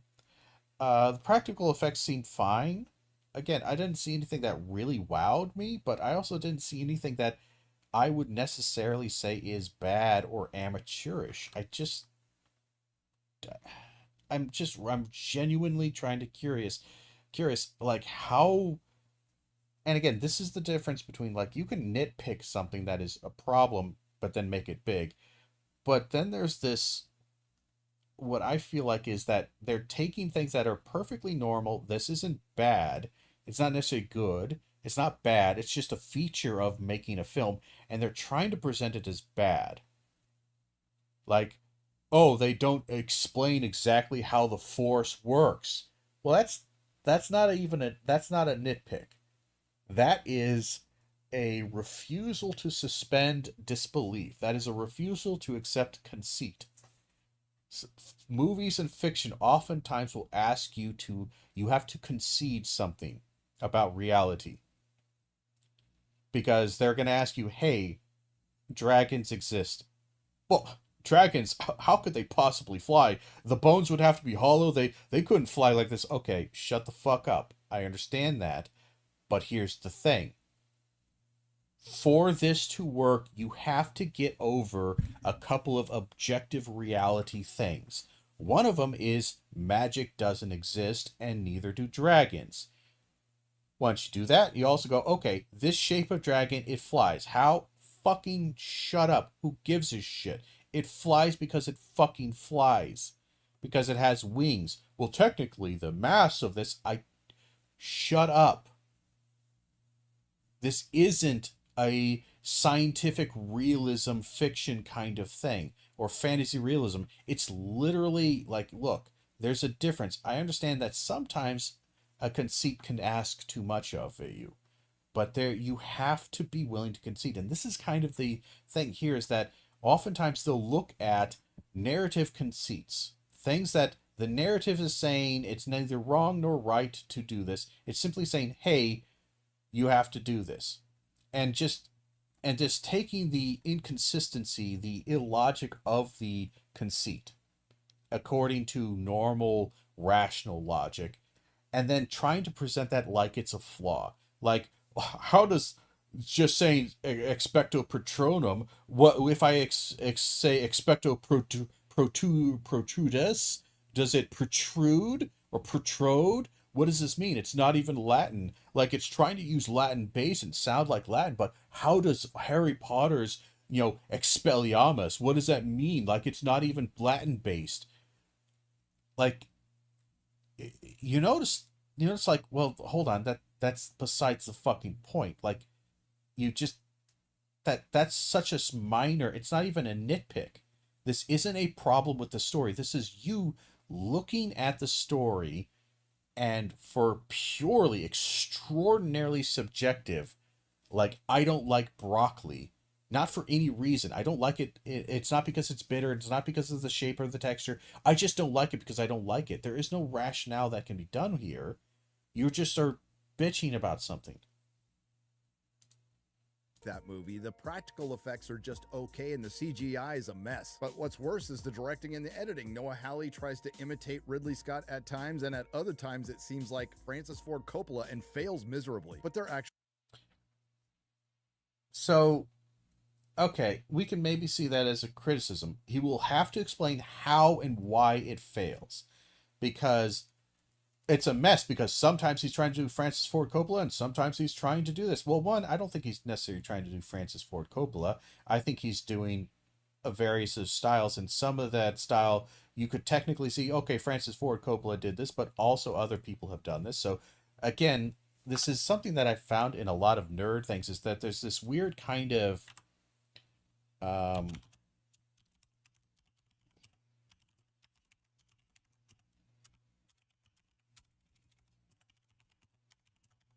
uh this weird obsession with authorial and authority focus, and this focus on on ownership of things. This is this person's thing. This is my thing. This is this. This is that.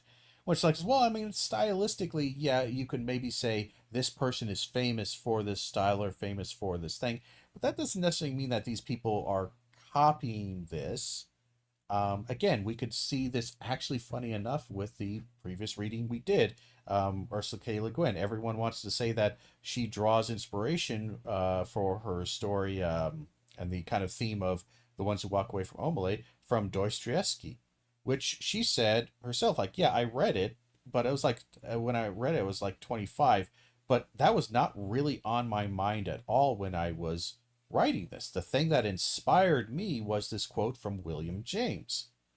Now, it's the same kind of idea that is talked about in Dostoevsky, but it's also an idea. Again, this is kind of parallel thinking, or ways in which you can do this. But nerds, especially this type of rage-baiting nerd, seems to focus on this weird authorial and authority and this ownership thing, to where if you don't do it exactly the way this person does it, which you can never do it because you're not that person, then somehow you're wrong or weird. It's like, oh, he's imitating Ridley Scott. Well, it is originally Ridley Scott thing. So while he wants to probably do his own style, he probably also, because he knows you nerds are obsessed with it, maybe he wants to make sure this feels like an Aliens movie, and Ridley Scott kind of made the Alien movie. So I might need to occasionally throw in scenes or maybe shots that are reminiscent of a Ridley Scott Aliens. What do you want? He's literally playing to the audience and the fans for these things. Oh, but he fails. Again, but you brought up how it's a mess because he tries to do Ridley Scott and then he tries to do Francis Ford Coppola, which I don't agree with, but let's just ignore that, because he tries to do two different directorial styles. But you would bitch if he didn't do the Ridley Scott thing, because then you say, well, it doesn't feel like a Aliens movie. I mean, Ridley Scott designs, does all these things, and kind of has created this atmosphere of blah, blah, blah, and blah, blah, blah, and this guy completely does it differently. But then he does it, and you go, oh, it's a mess, and it sucks. So even if it was good, the implication is that even if he did these things correctly, it would be still somewhat bad because it's messy.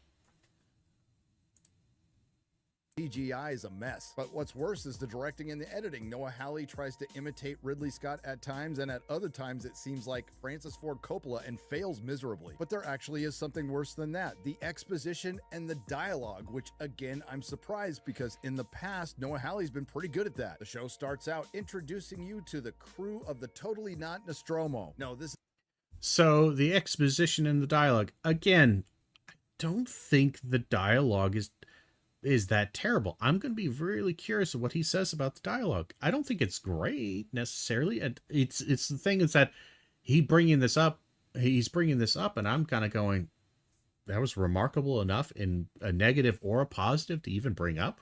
All right. The Weyland-Yutani USCSS mag. Again, it's totally not the Nostromo. In the past, Noah Hawley's been pretty good at that. The show starts out introducing you to the crew of the Totally Not Nostromo. What do you want? What do you want? You say in one breath things like, I love how the alien aesthetic and the Nostromo aesthetic and the kind of technology and the aesthetics of the original Alien movies were incorporated in like the video game, like Alien Isolation.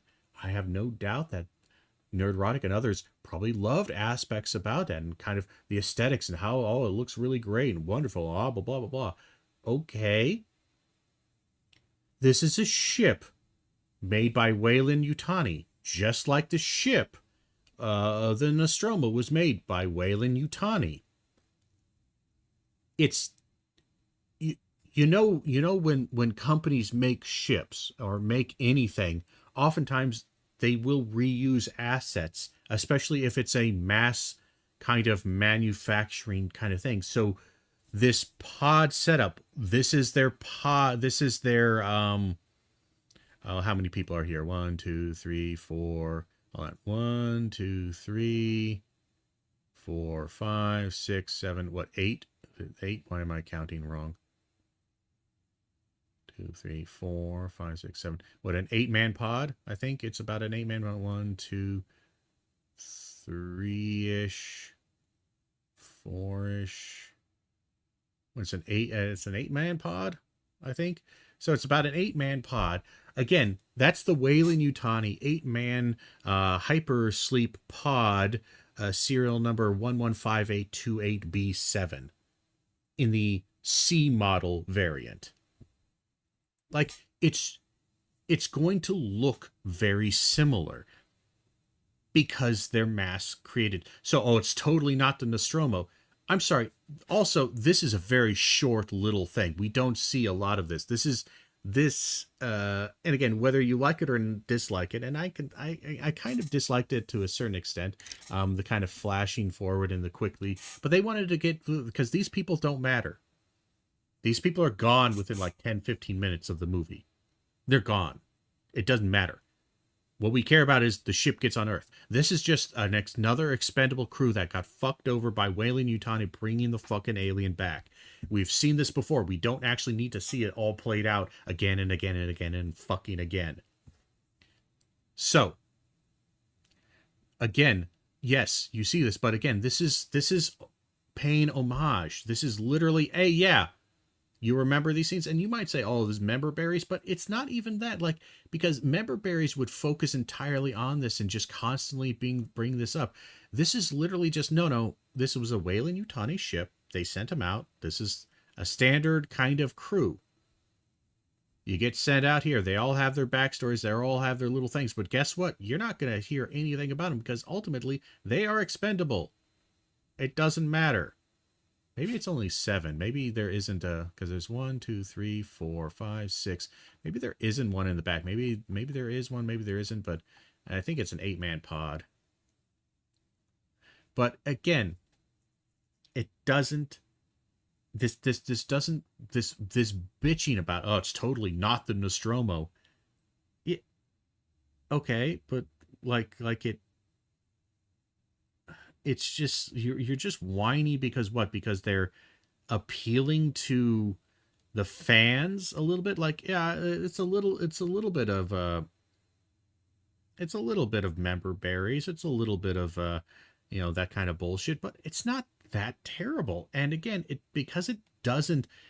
The show isn't just all about that. I'm okay with a little bit of fan service. I'm okay with a little bit of callback. I'm fine with it. No, this is the Weyland-Yutani USCSS Maginot and Disney Fox. Maginot. Not Maginot. It's Maginot.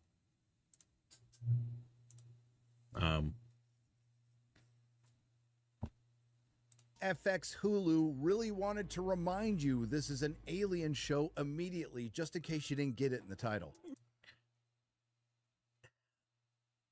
And again, so? Oh, it's trying to remind you it's an alien show. Like,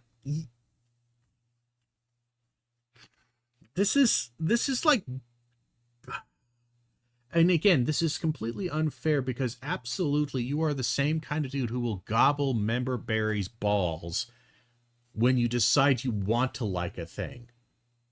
There's nothing wrong here. Oh, it's trying to remind you that this is an alien film. Well, it's also reminding people who, yes, they're watching it, but like, they're not just going to cut this stuff out. Like, this is setup. This is getting into the field. This is like, every single book immediately needs to, if it's in a series, needs to pick up exactly where the last one left off. Like, no, usually in a book, in a series, no matter what, even if you're dealing with normal characters, you're going to have kind of that short, especially in the first chapter or so, or oftentimes you will have these little moments where somebody will be described. How many times have you probably seen? Like, again, it can be sometimes annoying when you're watching and reading 10, 20 books in a row or something like that of the same series. But like, if there's a character in there, like if they mention like a major feature of this character is that they're tall and blonde and their big, muscular, tall, blonde person, I guarantee you, the second book in the series, the fourth book in the series, when that character is introduced again, when that character walks back on scene, because maybe you're following around another main character or something like that, and then all of a sudden, oh, hey, there's Bob. Do you know what they're going to say? Do you know what the writer's going to do? Bob walks in, or Bob, all of a sudden, the massive blonde form of Bob steps in through the doorway, crouching slightly to avoid his head, his 7-foot mass, again, filling the door frame. They're going to say that, or some variation of that, a lot of fucking times. Every time do you know why? It's because it just makes you feel like, yeah, here it is. Remind you, this is what he looks like. This is what it feels like. This is the aesthetic and the general thing. This happens all the fucking time. You are, again, this is one of my biggest criticisms of a lot of this, is they take normal narrative fucking tropes and styles things, not even necessarily bad ones, just normal narrative techniques, and try to tell you they're bad.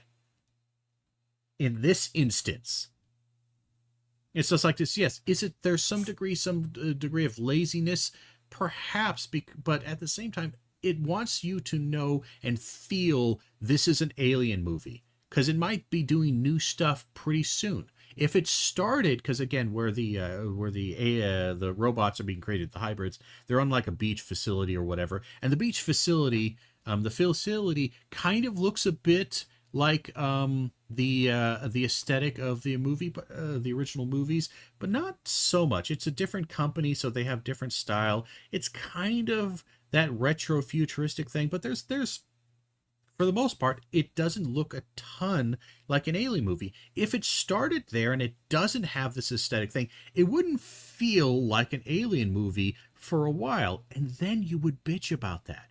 Oh, it just starts like this, like you could watch this and the first 10-15 minutes, you couldn't even tell me whether this was an Alien show or some other random FX sci-fi thing. It just feels terrible. It feels like this person doesn't want you, it's like ashamed to be making an Alien movie, so they're not even paying attention to it. They don't even want you to think about how this is in the Alien universe. That's the kind of commentary that would happen if they didn't do this. There is no fucking winning with these people. Remember the computer screen reflection in the helmet? Oh, I remember. Remember the hypersleep chamber? Oh, I remember. Remember the crew sitting around eating and smoking? Remember the two disgruntled working class grunts? I remember. Yeah, I remember that. Remember Yaphet Kotto? What the going on with these member berries?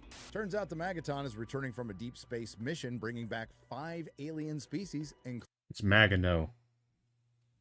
I understand you're not a particularly intelligent individual, but it's going to be Magano. Hi, Empty Keyboard here. So, to correct the record, it's not Maginot, and it's not Magano, it's Maginot. It's French, after all. My mistake. I give Nerdrotic some shit for this. I should not give it when I myself cannot pronounce it. I'm going to chalk this one up to a bit of his incorrect pronunciation led me to make my own incorrect pronunciation. But regardless, I was incorrect, and I like to correct the record.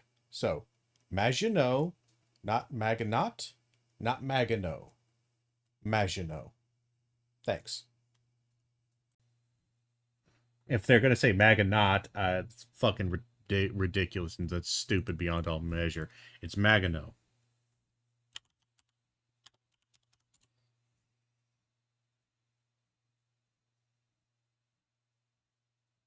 Do you know why?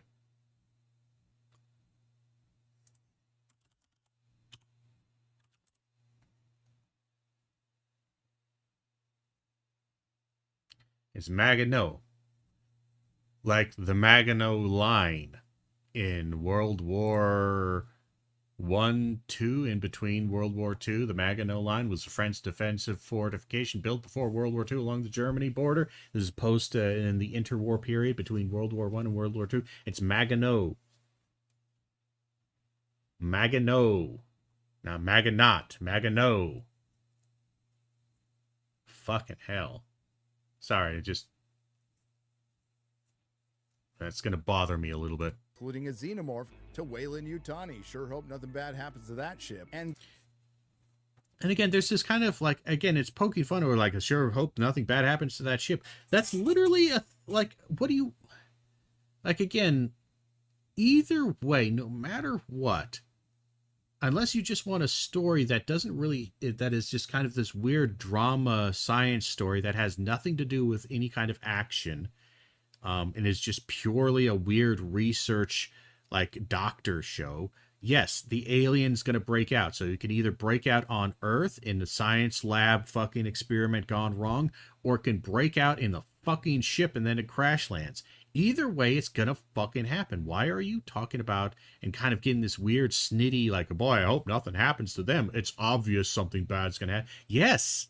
And it literally signposts that pretty explicitly throughout with these flashing cuts of, again, the crew dying, even as the crew is alive. It flash cuts, which is kind of a little bit of spoiler, a little bit kind of annoying. But again, it doesn't try to trick you into thinking, oh, it's not like going to pull a reverse Uno. Haha, you thought these would be the main characters, but they're not. It's like, no, it's very explicit. These are all going to die. You know what happens because this happens all the time.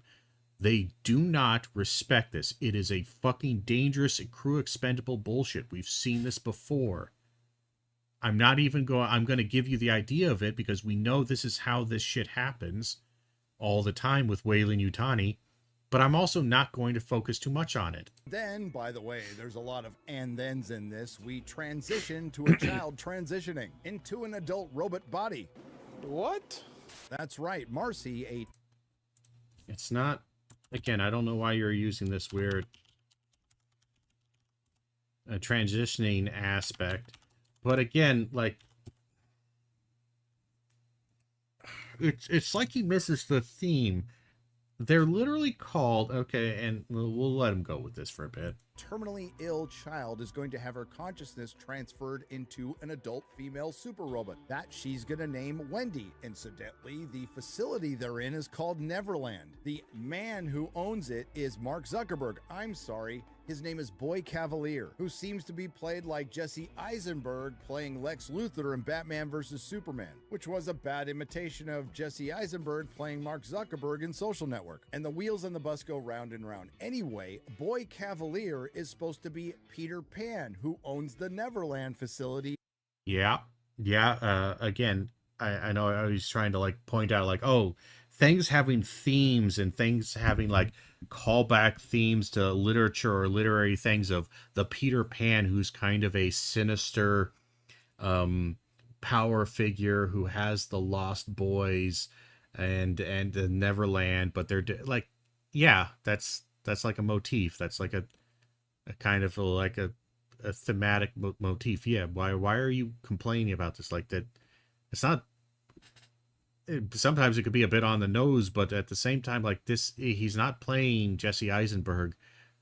He's again doing the Peter Pan thing. He's doing the charismatic, young, hip, but also completely and utterly disconnected and devoid of basic humanity. He's Peter Pan. Again, just explaining this out in a sarcastic voice doesn't make it bad.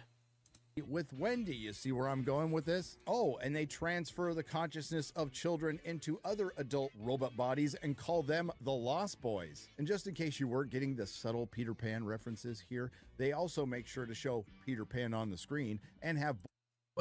It's not subtle, like, it's not trying to be subtle, Peter Pan things. It's fairly fucking explicit. Like, again, they're trying to use these kids partly because they make some explanation of the adult mind, but also because it's very easy to find children who are dying.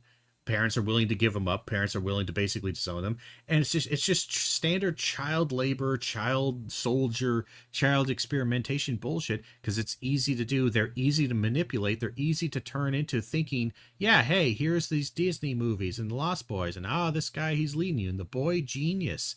That's what they all call him, is like the boy genius and the amazing guy. And yeah, that's like brainwashing 101. But And yeah, they're going to show you, yeah, guess what? You're going to leave your body and enter the adult body, and you're going to be in Neverland. Like, it's not trying to hide it. Why do you think they're trying to trick you and try to be like super subtle? Haha. You didn't realize I was making a literary reference to like the Lost Boys and Peter Pan. It's not trying to trick you. Boy Cavalier, the Peter Pan in this story, reading Peter Pan to the Lost Boys of this story. Shoo, I wasn't going to get it until they did that. Anyway. Why are you pissed? Like, it's not trying to trick you, and it's not like trying to do this like, oh, we need to explain this because all you are too stupid to get that we're making Peter Pan references. That's not what's happening here. What's happening here is it's just showing the motif and showing this theme and showing that he is literally doing this to try to brainwash them. Like, this is part of the brainwashing, the conditioning, the thing to make them somewhat loyal or feel connected to this thing, because it's like you're pissed off because you noticed the thing that they are trying to tell you and notice, and then you're angry. Why would you be upset about, pointing out the obvious that is not the obvious themes that are not being hidden and are in fact a feature of the narrative?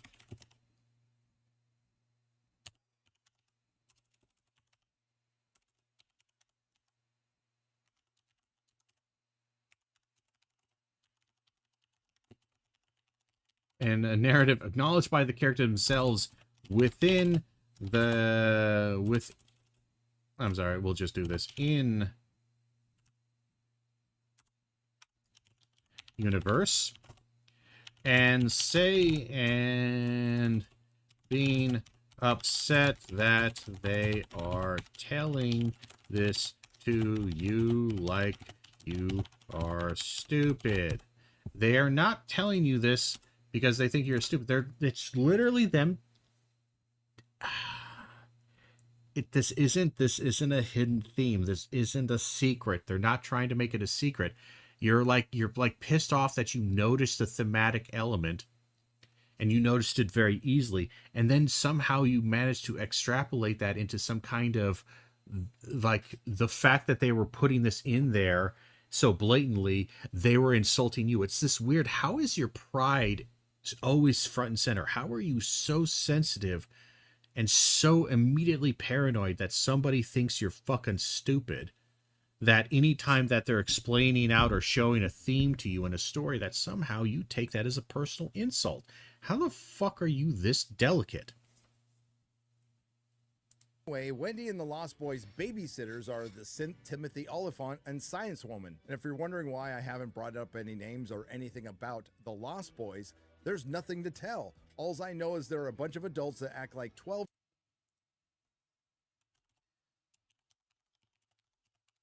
There's nothing to tell. Well, not yet.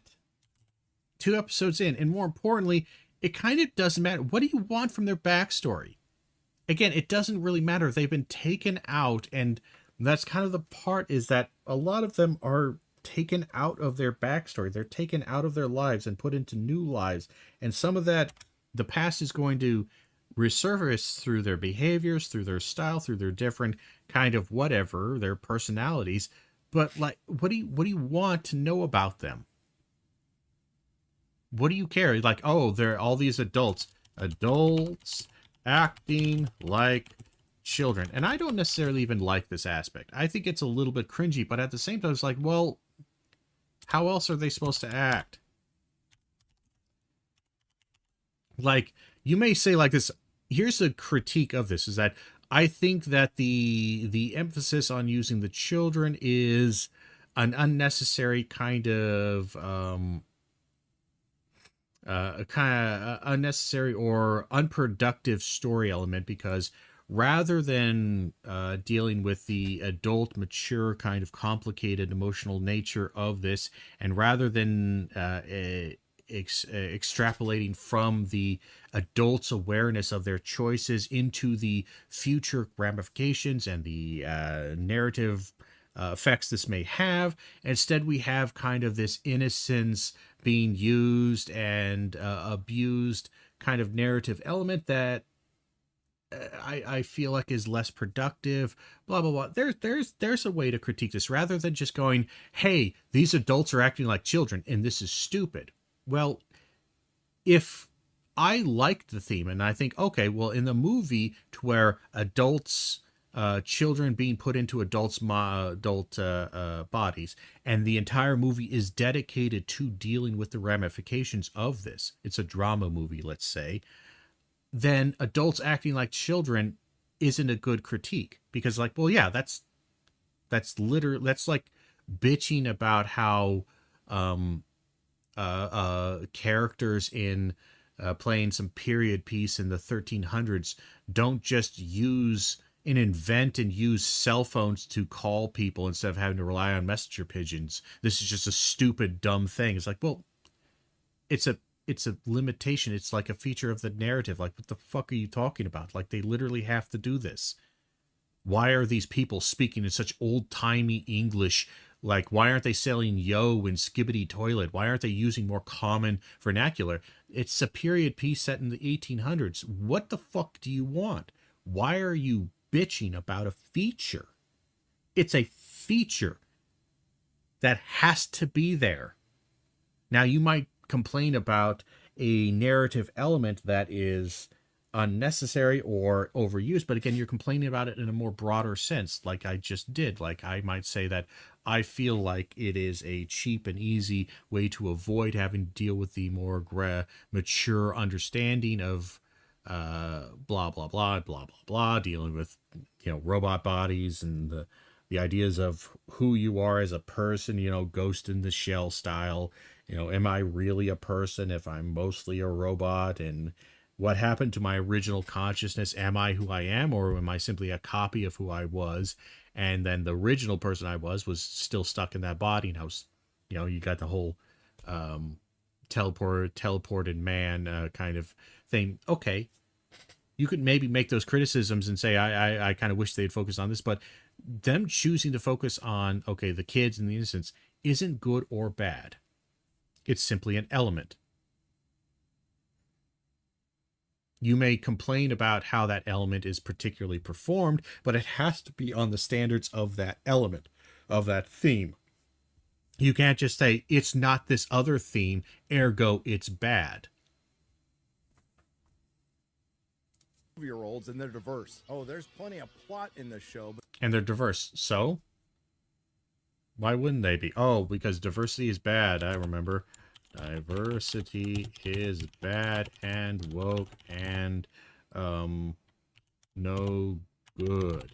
But here's an interesting. I could absolutely see, for perfectly logical reasons, why you would choose a diverse set of children to do your experimentation on, because diversity in samples can be good for knowing things. Again, I want to make sure. I want to know, how is this going to affect people of various backgrounds and slight genetic differences and or different phenotypes, all manner of things. I want to know. Pulling people from different cultures, how do they adapt to this? It doesn't take a genius to see how there could be a possibility of why you would have this. And ultimately, at the end of the day, who gives a shit? They could all be white. They could all be black. I don't fucking care. I don't know why you care so much. And maybe you care because they care. Oh, they cared because they wanted to make sure a diverse thing. Okay. I don't give a shit. They're caring about this so much that they made a diverse cast. Doesn't change anything for me because I didn't care what they looked like in the first place. I didn't care about their genetic and sexual and gender fucking matchups. I didn't care. It doesn't matter. What I care about is, are they good actresses and actors or not? Are they good characters or not? I don't care what they look like. Just because somebody cared in a cynical or politically motivated kind of manner doesn't mean that I have to give a shit in one way or another. Doesn't mean that I have to be pro or anti that. This is why I dislike this kind of approach, is that it is disingenuous and doesn't actually work very well.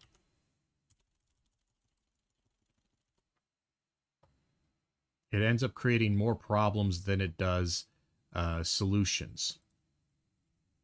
But there is zero characterization. Remember what The hell is characterization? I would love for somebody, one of these people, to tell me, what is characterization to you?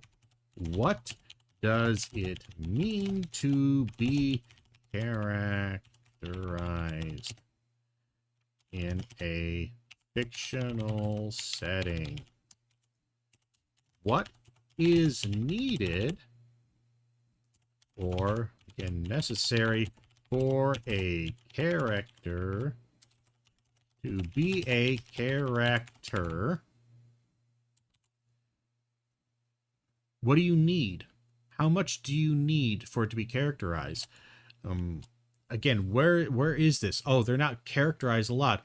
They seem to have different personalities to a certain degree. Again, they're children, so there's some matchup, but they seem to have slightly different personalities. There's not a ton of characterization on them, but also, again, like, do they all need to be different? Do we need the tough guy, the jock, the, like, you want immediately these archetypes? If all of a sudden they were characterized in such a short manner in 2 episodes, all of them being characterized, one, we would be focusing on a lot of character study because there's quite a few characters. But it's like, I don't think I need them to really be characterized just yet, because their character function is not based on their personality. At least not yet.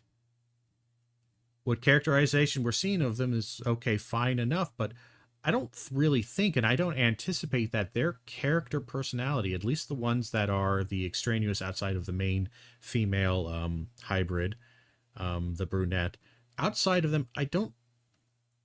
It's like, how much is Hicks or Vasquez? How much are they really characterized? They're characterized in pretty broad, archetypical, kind of cheesy, quick and fast characterization. Oh, it's not like, is it good or bad?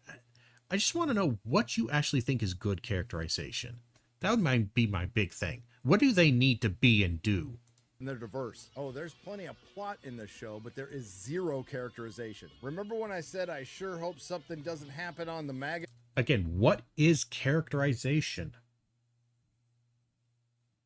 Characterization would be, again, the filling out or an understanding of a character's feelings, motivations, and or personality and their character archetype, ultimately, if you wanted to think about it in archetypical standards. Are they the rogue? Are they the villain? Are they the sniveling coward? Are they the betrayer? Are they the hero? Are they the support character? Are they the healer? Are they the tank? What are they archetypically?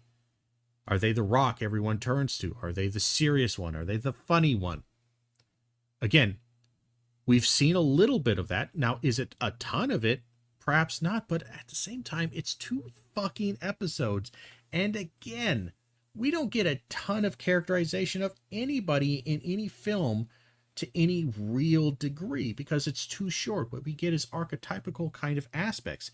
Now, if you told me I don't know what archetype they are, like, again, this is where you would need to go in depth. And yes, maybe you can't do this in 20 minutes, but just saying this, it just feels like, again, I watched the show and I'm just like, what characterization was missing or lacking? And more importantly, why did you need or want to obsess with these particular people being characterized? Well, they're going to be the main people. I don't know a lot about Hudson. I don't need to know a lot about Hudson. I got a general feature of Hudson's a Joker in Aliens. I don't need to know a ton about him. I just got that little bit. And that's enough. And again, you get some characterization of the other ones, how the kids are reacting. Are they more scared? Are they more panicky? Are they more jokey? Are they more kind of clowny? Are they more serious? You have little moments where the kids talk about what their dreams are, what they want to do, and what they want to be, and what they're afraid of. Little bits and pieces right here that you get a little bit of characterization, not a ton. And again, okay, so it's not great characterization, it's not super in-depth characterization, but it's not terrible. And I just don't need, like, what did you need for it to pass the grade? Something happened on the Maganaut. Remember in Magano. Again, oh, something happened on the yes. Yeah. That's fine. And again, this whole member berries, I'm sorry, I hope he doesn't spend too much on it, because, like, look, they literally do this, like, yeah, it's kind of like a standard, hey, you remember how evil and nasty Ash is? Like, yeah, the cyborg's the same kind of way. But here's the thing. They're doing that because they want, yes, member berries, but it's also a major theme just kind of in the alien universe, like an aesthetic. It's a thing in there. This is the flavor of this. You're complaining about a vanilla flavor in your vanilla fucking sundae. Your vanilla ice cream sundae. Yes, there's chocolate. Yes, there's banana. But there's going to be vanilla fucking ice cream in there, and you're going to taste vanilla.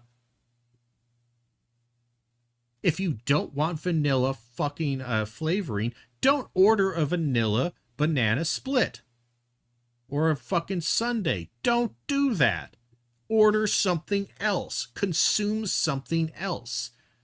You can't consume it, then bitch about getting exactly what you fucking expected. And again, it's pretty goddamn quick. Alien, when Ash had Special Order 937, which ensured that the xenomorph was returned to Weyland-Yutani, even if it meant sacrificing the crew. Well, I'm here to tell you, Alien Earth does something totally different. They have the cyborg, totally not Yaphet Kotto, and totally not the Nostromo, sacrifice. Again, just because he looks like, again, they picked a black guy. Not all black people look alike. Like, okay, you could say he kind of looks like him, but, like, okay, so what? Do you think they picked him specifically because, oh, he looks like this? Maybe, maybe not. But again, I don't really see this as a thing. And oh, it's totally not the Nostromo. Again, it's a ship made by Weyland-Yutani. It's probably going to look pretty similar in certain areas. And even then, again, it's just, you're pissed off that they wanted this to feel like an Aliens style ship, a Weyland-Yutani thing. But if they did something different, you would bitch about that. And you would say the aesthetics don't feel like an alien aesthetic thing. I genuinely don't know what you fucking want. And then, oh, he's actually like, this all happens within like 5 minutes, by the way. Like the first 5 minutes of this. He's going to bitch about this and like, oh, look at this, remember that, remember how he sacrifices the crew. It's like, yeah. It's showing that he's a cold son of a bitch. And he's going to sacrifice the crew. It's yeah, but it's also different. Like they sent the order to Ash to crew expendable, blah blah blah, but it's like that order is always going to be there. So this guy doing this when something happens, like, yeah, that's probably what he would do. The crew to ensure that the specimens are returned to the company. It's at this point when he serves up the final crew member with a harrowing acting performance. Let me in! We see that the cyborg has a Swiss Army arm, and that would make him the Captain Hook of the story. And the xenomorph must be the crocodile. The totally not Nostromo, which is half the size of a Star Destroyer, the size of a Star Destroyer, I don't really know, runs into a... I don't understand why the size matters, but okay. Another ship, and then crashes into Earth completely undetected. Yes, apparently humanity is cracked traveling into interstellar space, but they haven't really worked out early warning systems. What? Okay, so I'm thinking about the show. Again, it doesn't really point out, it's not like it has a scene to where like somebody's in a radio, like in a observatory kind of thing, going, oh my god, we got a contact coming in, it's not stopping. It's like, it doesn't need to.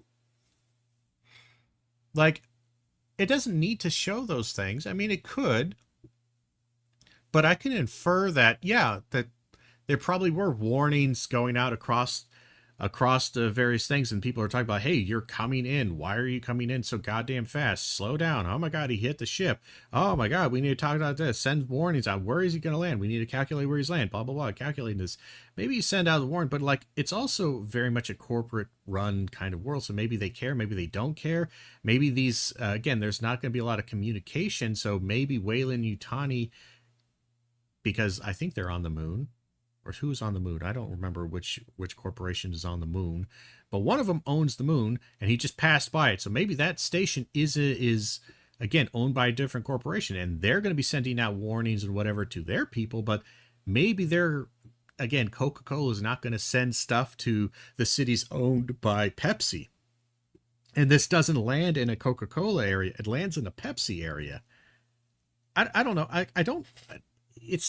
don't necessarily need to see those scenes, because ultimately you talk about throwaway scenes. That's a throwaway scene. I don't give a shit if there was a warning or not. Question as you do, dear viewer. Wouldn't that ship the Magaton crashed into notify anybody about it? Anyway, the Weyland No, I didn't have that question, and I don't care, because it doesn't matter. Even if they did or did not, again, I don't need to know this, because these characters and the characters I'm following around aren't going to be the ones who are going to be notified about this. So their knowledge is the same of my knowledge. I'm okay with that. I don't need to know. owned ship ends up going down in a Prodigy-owned island. Who owns Prodigy? Boy Cavalier. And how do we know this? Through a very carefully placed and subtle exposition scene. Oh, God. Look, there is no way to do subtle or unsubtle exposition. It's not that important. And bitching about brief, and again, it's barely anything. And it's one of those things where, is it somewhat tropish, the old guy explaining to the younger, dumber guy how things actually work in the real world? Maybe, maybe not, but it's clunky, but it's just not something I'm really going to get that upset about. Within the first 5 minutes of the show, where one of the grunts explains to another who exactly he works for. Apparently, he was unaware of this despite being on a 65-year mission. You do realize that I think it was kind of somewhat implied. Maybe I just was reading wrong, but the kid's a little slow. Like, he's slow. There's some implication that the kid... He's not the brightest bulb in the fucking, in the box here. You know? He's like Forrest Gump level. Like, he's not really, really far into autism or something like that. But I definitely got maybe a feeling that he's just an uneducated fucking kid who never got a full education, who just took a grunt work job on a ship and is just an expendable fucking asset like everything else. That's Weyland Yutani. That's us. Yeah, that's who we work for. Oh, okay. Right? And they control North and South America. The kid hasn't done his social studies. There's 4 companies. They govern the entire globe. Don't forget the new one, Prodigy. Started by a kid maybe 10 years ago. The Boy Cavalier. Oh, look, the Maginot. And again, like, it might be even slightly awkward. Let me just give it to them. But you know how long that lasts? Like, maybe like 30 seconds. Like, it's just nothing. It's super fast, super quick. And it's like, you would then bitch if they didn't have an exposition. You would again go, I don't know who any of these people are. I don't know the relationship between these things. I don't know how do they trade with each other? Is it a subsidiary? Why? You would find something to hate. Crashes into some towers. They should have called it Alien 9/11. And again, this is a complete surprise to everyone in the city, including Boy Cavalier's. It's not a surprise. It's a surprise to them because who's going to tell them? Own security force, who just so happens to have Wendy's brother in it. Joe is a... Of course it's a surprise to Boy Cavalier security force. Why would... One, this is not his personal security force. This isn't his personal guards. These people that he's talking about here, this is just a rescue crew. This is just a rescue militia military crew. This is like saying, oh, a ship crash landed into San Francisco, and these random members of National Guard, they didn't know this was coming. Yeah, the president might know of the United States and his cabinet, but that doesn't mean that some random crew that's on leave or fucking currently not they're active duty, but they're obviously not on a mission or not actively patrolling. They're all on break. They're an emergency response crew. Like, maybe they would be told, but highly likely that they wouldn't be told, especially with something coming in that fast, that quickly. They might not be told. And maybe they were trying to be contacted and the phone was ringing, but they're all on the roof. Like, I could come up with billions of perfectly understandable explanations for this, but I shouldn't need to, because there's no real critique here.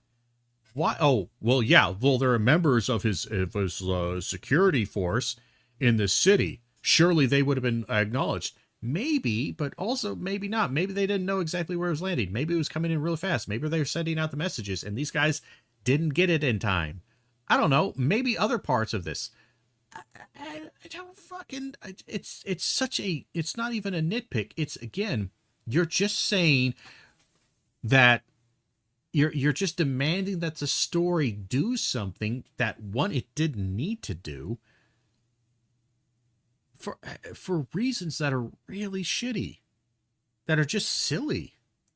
And again, this is a complete surprise to everyone in the city, including Boy Cavalier's own security force, who just so... It's also, again, not a security force. I'm pretty sure it's a fucking rescue crew. This is like saying that the security team at Mar-a-Lago wasn't informed about the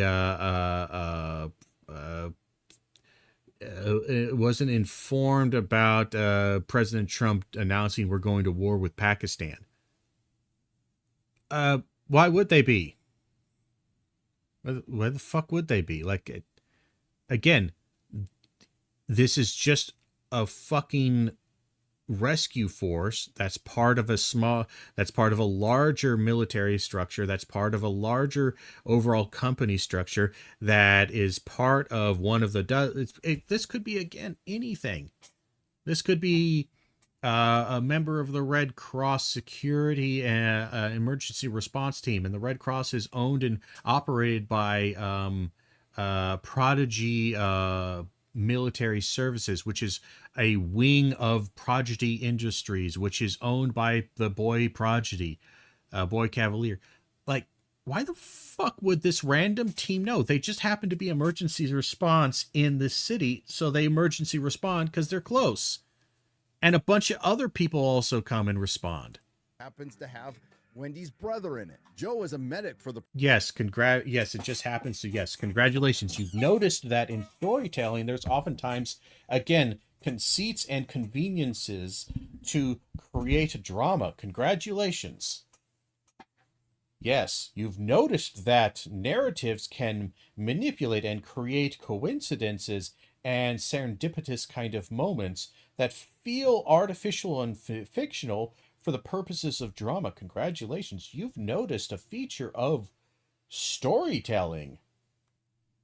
Prodigy Corporation, and apparently a pretty good one, because we know this through a random exposition scene where Wendy is telling us about him to her stuffed animals. Well, I'm glad you asked. By the way, nobody asks her any questions. It comes in cold. His name...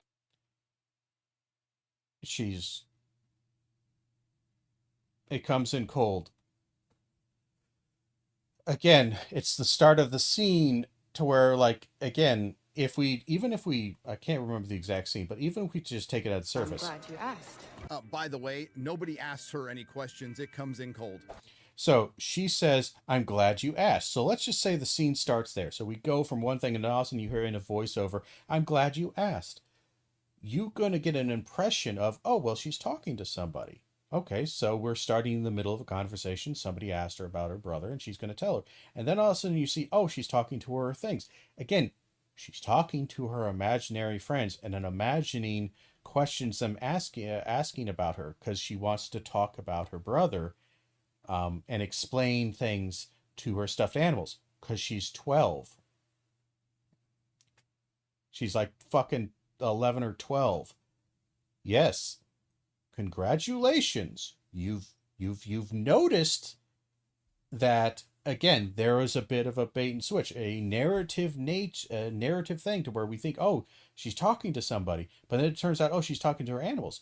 This is to establish that she is, one, isolated, alone. She doesn't have any friends. She doesn't have any people who are like her, who are her age. And again, even though she's in this facility, she doesn't have like a normal childhood where she could talk with parents or whatever. Or she's, and even though she doesn't have those things, what she's doing is very childlike. She's talking to imaginary friends about something that she likes, her brother, while she's watching footage of her brother because she misses her brother. What is this thing? Like, you again, notice again how I said before, they're just pointing out what Nerdrotic is doing is he's just pointing out literally completely normal, non-bad, perfectly functional, perfectly fine narrative techniques to show theme and feelings and general ideas and motifs. Isolation, loneliness, obsession, this care and love that she had for her brother, even though she's separated by him, she's still watching him, trying to be involved, and she still cares about, like, what the congratulations, you notice these things. These aren't flaws. His name is Joe. What does he do? Well, he's a medic, like a doctor. And Wendy knows all this because she's spying on her brother. Apparently, she has the ability to hack any security system or computer that she's in proximity to. She also has super strength and durability, and later on we learn that she can hear the aliens psychically through her synthetic mind. I don't know if it's psychically. I don't know if that's... Again, that's 2 episodes in. It doesn't really explain why she's able to hear something, and I don't think it's psychic. I think it could be one of those things where, again, it's the aliens communicate in some kind of ultramagnetic wavelength kind of thing, some kind of weird radio signal. Who knows? It's connect again, and we've seen this before, where again the aliens are a hive mind-ish kind of thing, to where the alien queen or other aliens can kind of connect with each other. So it could be that either there's an alien queen, or maybe just the alien itself, it's constantly sending out a signal rather than pheromones like ants. It's sending out this weird signal that can travel very far, that can alert other things, and maybe all aspects of this, both the eggs, the face huggers, the alien warriors, they all are connected on this kind of strange electromagnetic or some kind of bioelectric kind of communication field that's constantly being emitted and picked up and signal boosted and shared amongst the thing. That's how they're able to act like a hive mind kind of thing, how they're able to know and sense when things are happening around, because this is constantly being communicated, blah blah blah.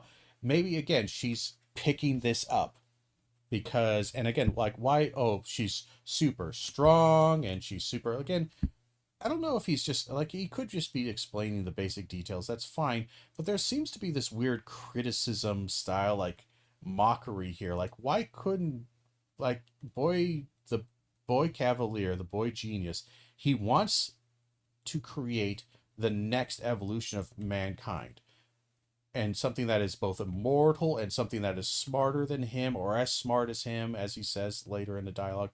So why wouldn't he make a superior being that is strong, tough, so it doesn't have any of the physical limitations, so its mind is not limited by its physical limitations? Why wouldn't he make a mind that is able to interface seamlessly with technology? That, again, we haven't seen the other ones do this, but again, it might be that they can do it too. She's the older one. She's Wendy. She's the older one. She's been able to do this more. And he even says he puts a supercomputer, like the most advanced supercomputer he can design, into her brain, so she can, again, do things, hack into things, do all these kind of things. And yeah, she's learning outside of their realms, and she's able to do stuff like that. That's what he wants. That's a theme.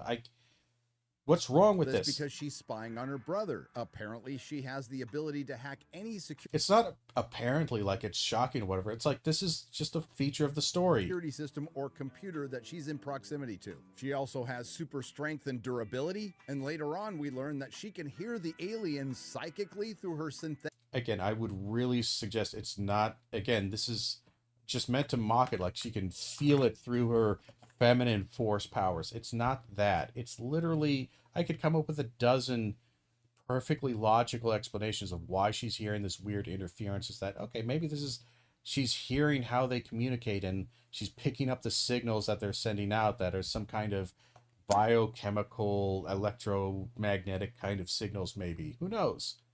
It's not that fucking problematic. Mind, but apparently she never bothered to ask why they were transferring her into an adult body until after the procedure was done. Your breasts, they're weird. They move around when I run. Well, you are in an adult body now. Why? Because synthetic bodies don't grow. This once again Again, she didn't think about asking this. She's a child that's dying. And again, she's been manipulated and told that she's going to be saved by the boy genius through this special process. And yeah, she's being limited on knowledge. And she's dying. Like, again, why wouldn't she have asked this question before? Why wouldn't she ask, why are you putting me in an adult body? Maybe she has. And they didn't really give much of an answer. Maybe she's asking again. Why adult body? They're saying that doesn't grow.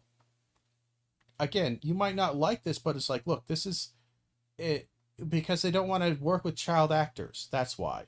Do you know why she's in an adult body? Because it's easier to work with adult actors than it is child actors. You fucking Nimrod.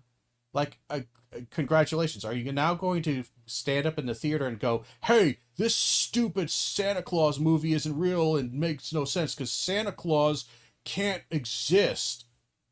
I'm sorry, you're watching a Santa Claus movie. Shut the fuck up. and is unnecessary exposition, and there's so much of it in the show it makes me. It's not unnecessary. It's the exposition, and here's the thing that people often miss with some exposition is that you focus oftentimes people focus way too hard on the information that the exposition is telling you explicitly and not focusing on what is implicitly being told to you. Her talking about her breasts and talking about why I'm in an adult body, that's one level of information exposition. The other level is you're also seeing what is the relationship and roles of the woman and the synthetic. They're taking father and mother roles here, not retrospectively. And more importantly, you're seeing, okay, what is her life like? What are the conversations? Who does she get to have a conversation with? She gets to have a conversation with either a psychiatrist or a synthetic, both of which are very much treating her, again, like a clinical subject and a thing. Like they're being somewhat nice or whatever and trying to, I guess, kind of treat her like a person. But again, this is what she has for conversations. When she's not doing tests or anything like that, this is kind of the conversations that she gets when she gets to talk about her feelings. This is the subtext. This is, okay, you can see how these people, you also get more information on how does the woman view the female doctor, the psychiatrist, how does she view Wendy? How does she treat Wendy? What does she think about Wendy? What does she think about Wendy's behaviors and thoughts and feelings? Then you also see, what does the male, the synthetic, how does he treat her? What is his role in relationship? It's not just about what's being said. It's about what's not being said or what's being implied through what's being said. And this is not useless. Like, again, this is what I see more often than not when people are talking about useless exposition, is more often than not they're almost like autistically focusing to such a myopically close-minded, stupid way on just explicitly what's being said. Just literally just a couple of words. And they're not looking at the greater theme or ideas or thoughts or the tone. They're not looking at the background, the subtext, the context. They're not looking at anything. They're just weirdly going, well, why is she talking about breasts? That's just cringe and stupid. Well, it's to help further, again, she is a child in an adult's body. That just helps to further cement the feelings on this, and more importantly, her emotional state of being in this moment and being in this state, this physical state. And it also gives you an understanding of the other characters and their perception of her. There's a lot that can go on in exposition that's not just what the words on the page are. Mission Impossible 8 looked downright reasonable. Yes, it's necessary information told in a horribly lazy way, and for what I would love is, what is the preferred way of doing this? What is the non-lazy way? And again, I can understand, and there have been times when I can perfectly explain out, it's oftentimes difficult to do without a specific reference, the difference between lazy exposition and non-lazy exposition. But again, I would like you to explain to me, and I don't think I've ever seen any of these types ever do this, explain what differs. What is the difference? What is the characteristics of non-lazy exposition versus lazy exposition? If you say it's always subjective and dependent on the movie, okay, then tell me, how and why is this lazy? More importantly, what makes this lazy? And more importantly, again, the exposition, the dialogue they're being said, it's just done in this boring, they're just sitting around talking. What else are they supposed to be doing? Are they supposed to be riding horses? Fighting on, do you want a voiceover as she does some Rocky montage? What do you want? All of those things can be moments for good exposition or perhaps bad exposition. I just don't know what you want. Forgive me for stating the obvious. You would think young Marcy, before she transitioned into Wendy, would be told. Again, this weird transition, like they're trying to make this sound like an allegory or something, like, oh, these people are trying to slip in some pro-trans allegory here, and I don't get it. Obvious. You would think young Marcy, before she transitioned into Wendy, would be told all the whys and hows beforehand. What?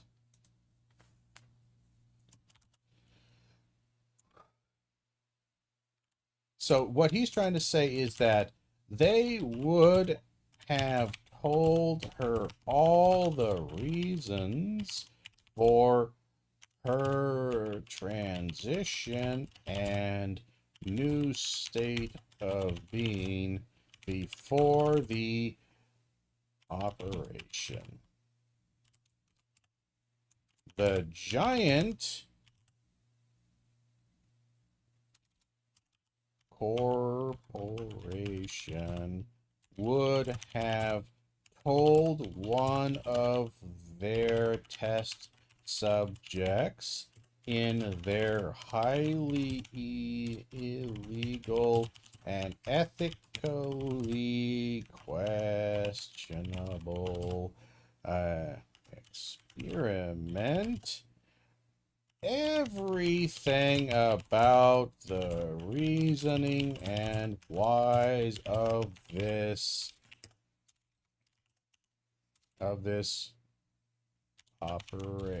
operation, especially because she, as a child, would have thought to question and interrogate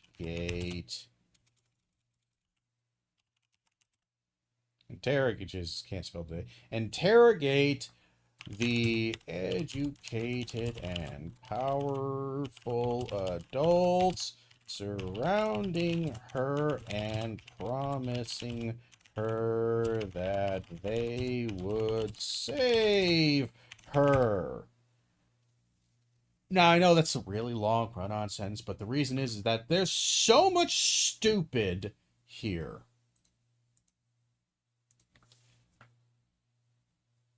Again, oh, she would have thought to ask this. Maybe she did, and she was brushed aside. Or maybe she didn't know until it was already at the end point. And then now she's nearing the end. Austin, like, she's afraid if she starts questioning, wondering, maybe they won't do this. Maybe they won't. Also, she's been isolated, and she's been taken from her fucking parents and from her family. And she's been basically told that she knows that her family has been told that she's dead.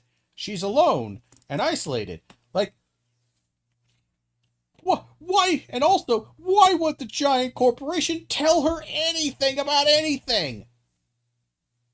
Other than what is absolutely necessary to tell her, just for simple knowledge's sake. Again, I want you to really think about this. And really think about the setting, the idea, the corporation, Weyland-Yutani. Even though this isn't Weyland-Yutani, it might as well be Weyland-Yutani. They're just as unethical. And then I want you to hear this statement here. Horribly lazy way, and forgive me for stating the obvious. You would think young Marcy, before she transitioned into Wendy, would be told all the whys and hows beforehand. And she would be told all the whys and hows beforehand. No. While this is Mystery Box, you think they would give the viewer a little more information about Wendy, or on the other hand, why? While this is Mystery Box, more information about Wendy and about her past. Why? It doesn't matter. And when they do bring it up, they're going to bring it up when it matters. All the other characters, so the viewers would actually be interested in them. The problem with... Again, they don't... This has never been done in any film that Nerdrotic loves, in any show that Nerdrotic loves. This is never done. It just isn't done. I guarantee you, it's never done the way he's explaining it or trying to give the idea for.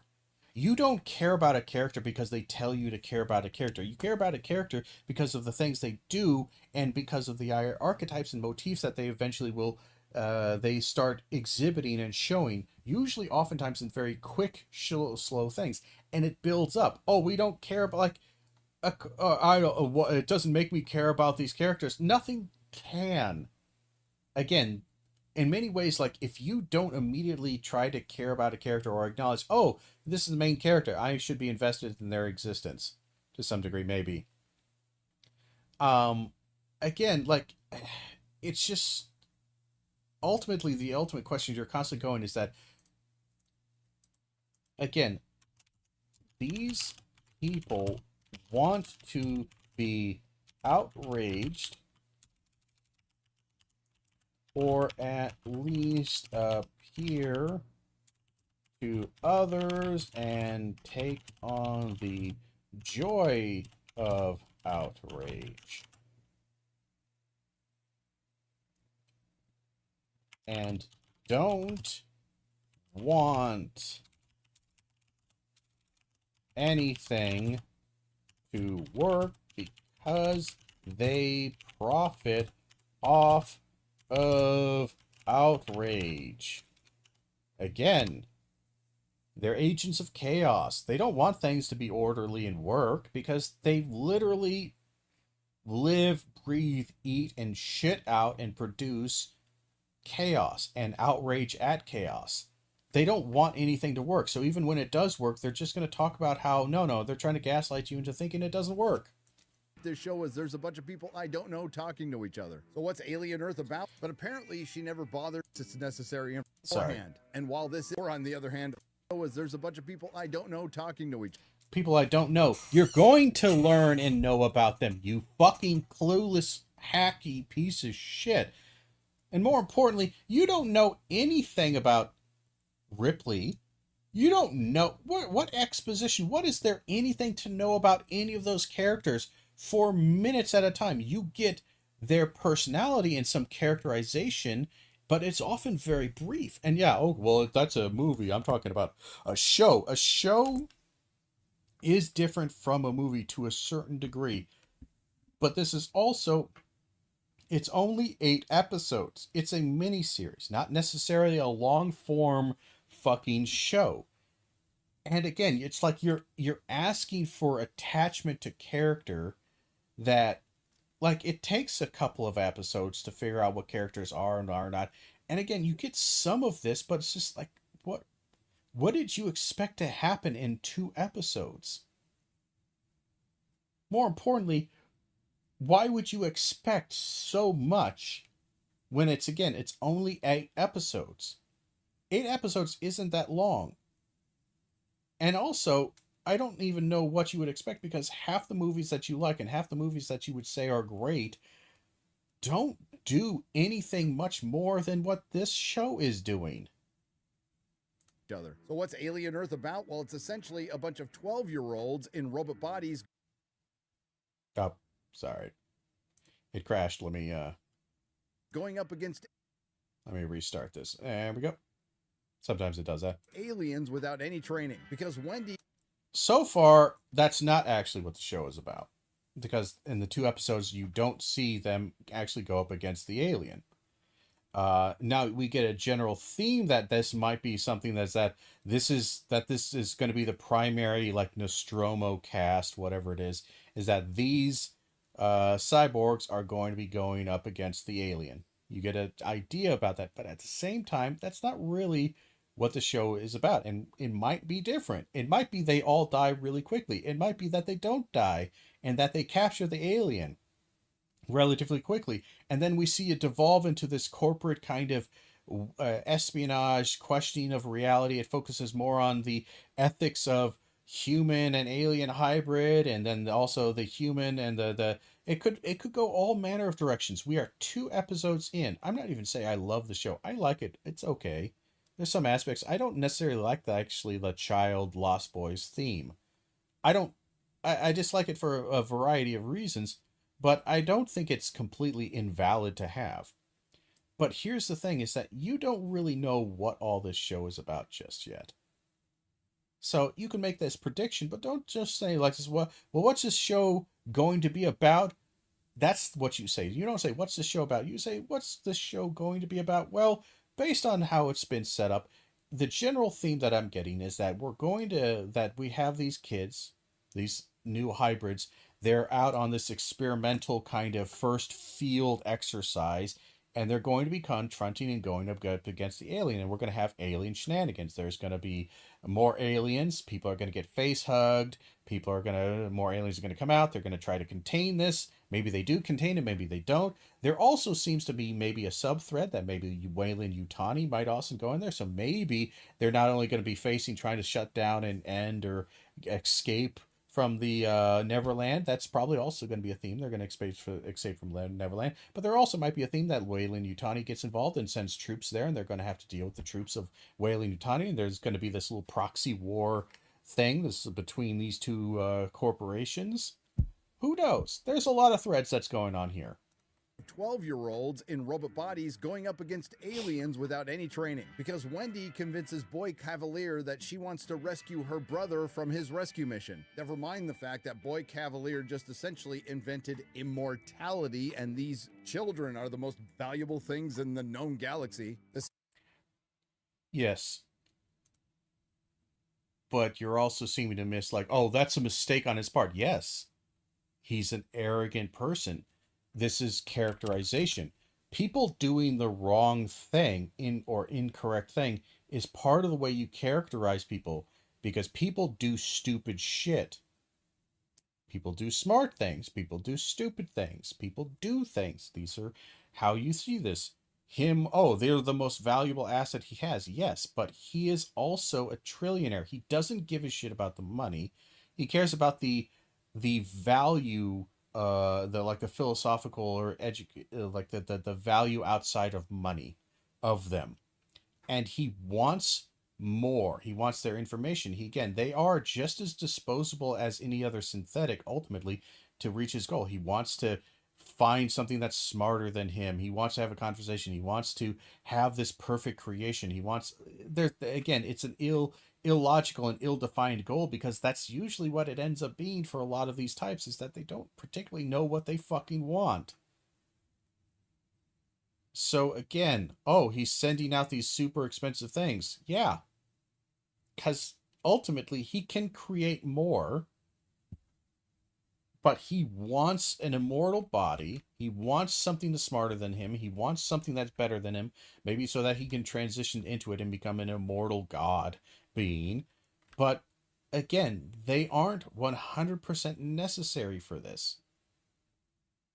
He wants to see what they can do. Like, this doesn't take a genius to figure out, and it's not completely and utterly without logic. It may not be well thought out logic, but yes, people are not well thought out. Elon Musk is a great example. He's a boy genius. Mortality, and these children are the most valuable things in the known galaxy. This is monumentally stupid, especially when you have battalions of expendable people. Something that's been... Yes, and he's already sending them out. He wants to see them in action. He wants to see them. Again, your complaint here is essentially that a boy genius who's an irresponsible, narcissistic, sociopathic kind of childlike shithead is playing rough with his toys, who put tons of effort and time and money into these things, even though it was other people's time and effort, and he's just providing the money to a certain degree, but some of his genius is going in there. And yes, he's breaking his toys in a immature and unwise nature. Yeah. You're trying to say this like this is a flaw of the movie. This is a flaw of the character. This is a characterization. You are just summarizing the mistakes characters make in movies. Mistakes that themselves aren't necessarily mistakes. They're mistakes only because, like, you're like, well, I would never do that. I would look, yeah, and you're not boy genius. Maybe even if we take this even further, maybe that's why you're not an Elon Musk multi-billionaire, is because you don't take risks like this. I don't know. Who gives a shit? Why are you telling me what you would have done in this situation? I don't care what you did in this situation. Yeah. Their criticisms are essentially... I would not have done this thing in this situation that this character did, and thus this is bad storytelling. And if that sounds stupid to you, congratulations. It is stupid. well established in the Alien franchise, and even the show questions it. They're not first responders. Yes, the show literally questions it. He's wrong. He's extreme. He's risking things. The show even questions it. Oh, but why would he do this? Because he's a genius. Yes, and he's wrong. I don't understand how they could do... what is the storytelling they think can happen here? Somebody has to do the wrong decision for wrong things to go bad. Somebody has to do an incorrect decision or the right decision or a risky decision. Things have to happen. There has to be rise and falls. There has to be conflict. There has to be disagreement. There has to be, shit happening. There has to be conflict. I don't understand what the hell your problem is. We're still in the prototype stage. The loss of a single unit would be devastating. And the Peter Pan of our story responds with this. Yeah, so don't lose one. So it's a race to contain the alien. Yes, he's a reckless ass. And what I don't understand, you're pissed off about, oh, this is bad characterization because it's just trying to characterize through this exposition. This isn't exposition. This is good characterization. You're understanding and knowing what boy genius is. And you realize, yes, he may be smart in some technical senses, but he's an irresponsible fucking nitwit. And he's also a sociopath. And he's probably extremely rich, but he also looks like he might be somebody who could very easily burn out and destroy everything around him. And the only reason he hasn't is because he's so filthy fucking rich that mistakes mean nothing to him. He doesn't know he's making mistakes half the time. That's characterization. Cyborg Captain Hook needs to contain him for Wayland Yutani, and he needs to do that before Boy Cavalier gets his hands on him, which he eventually finds out about, and sends the 12-year-olds in robot bodies to do it because the Prodigy security team, made up of about 24 people, to search a ship the size of an aircraft carrier crashed into a giant... They're the first responders. They have dozens and hundreds of more people there securing the area. But again, why would you spend in hundreds of people to search through a large ship like that, especially if it's such a dangerous location? You might just send in about 24 squads to search, to limit losses. I don't know. It's not that illogical. And again, there might be more people sent in at a later date. We are 2 episodes in, and by the time we get to the second episode and by they arrive, basically the people have set up a perimeter, and they're doing first responder, they're doing like medical stuff, and there's medical tents, and there's dozens and hundreds of more soldiers out there. But I think they might even mention, I can't remember, it might be in passing, that they were told by Prodigy, Boy Genius, whatever, to set up a perimeter and to lock it down.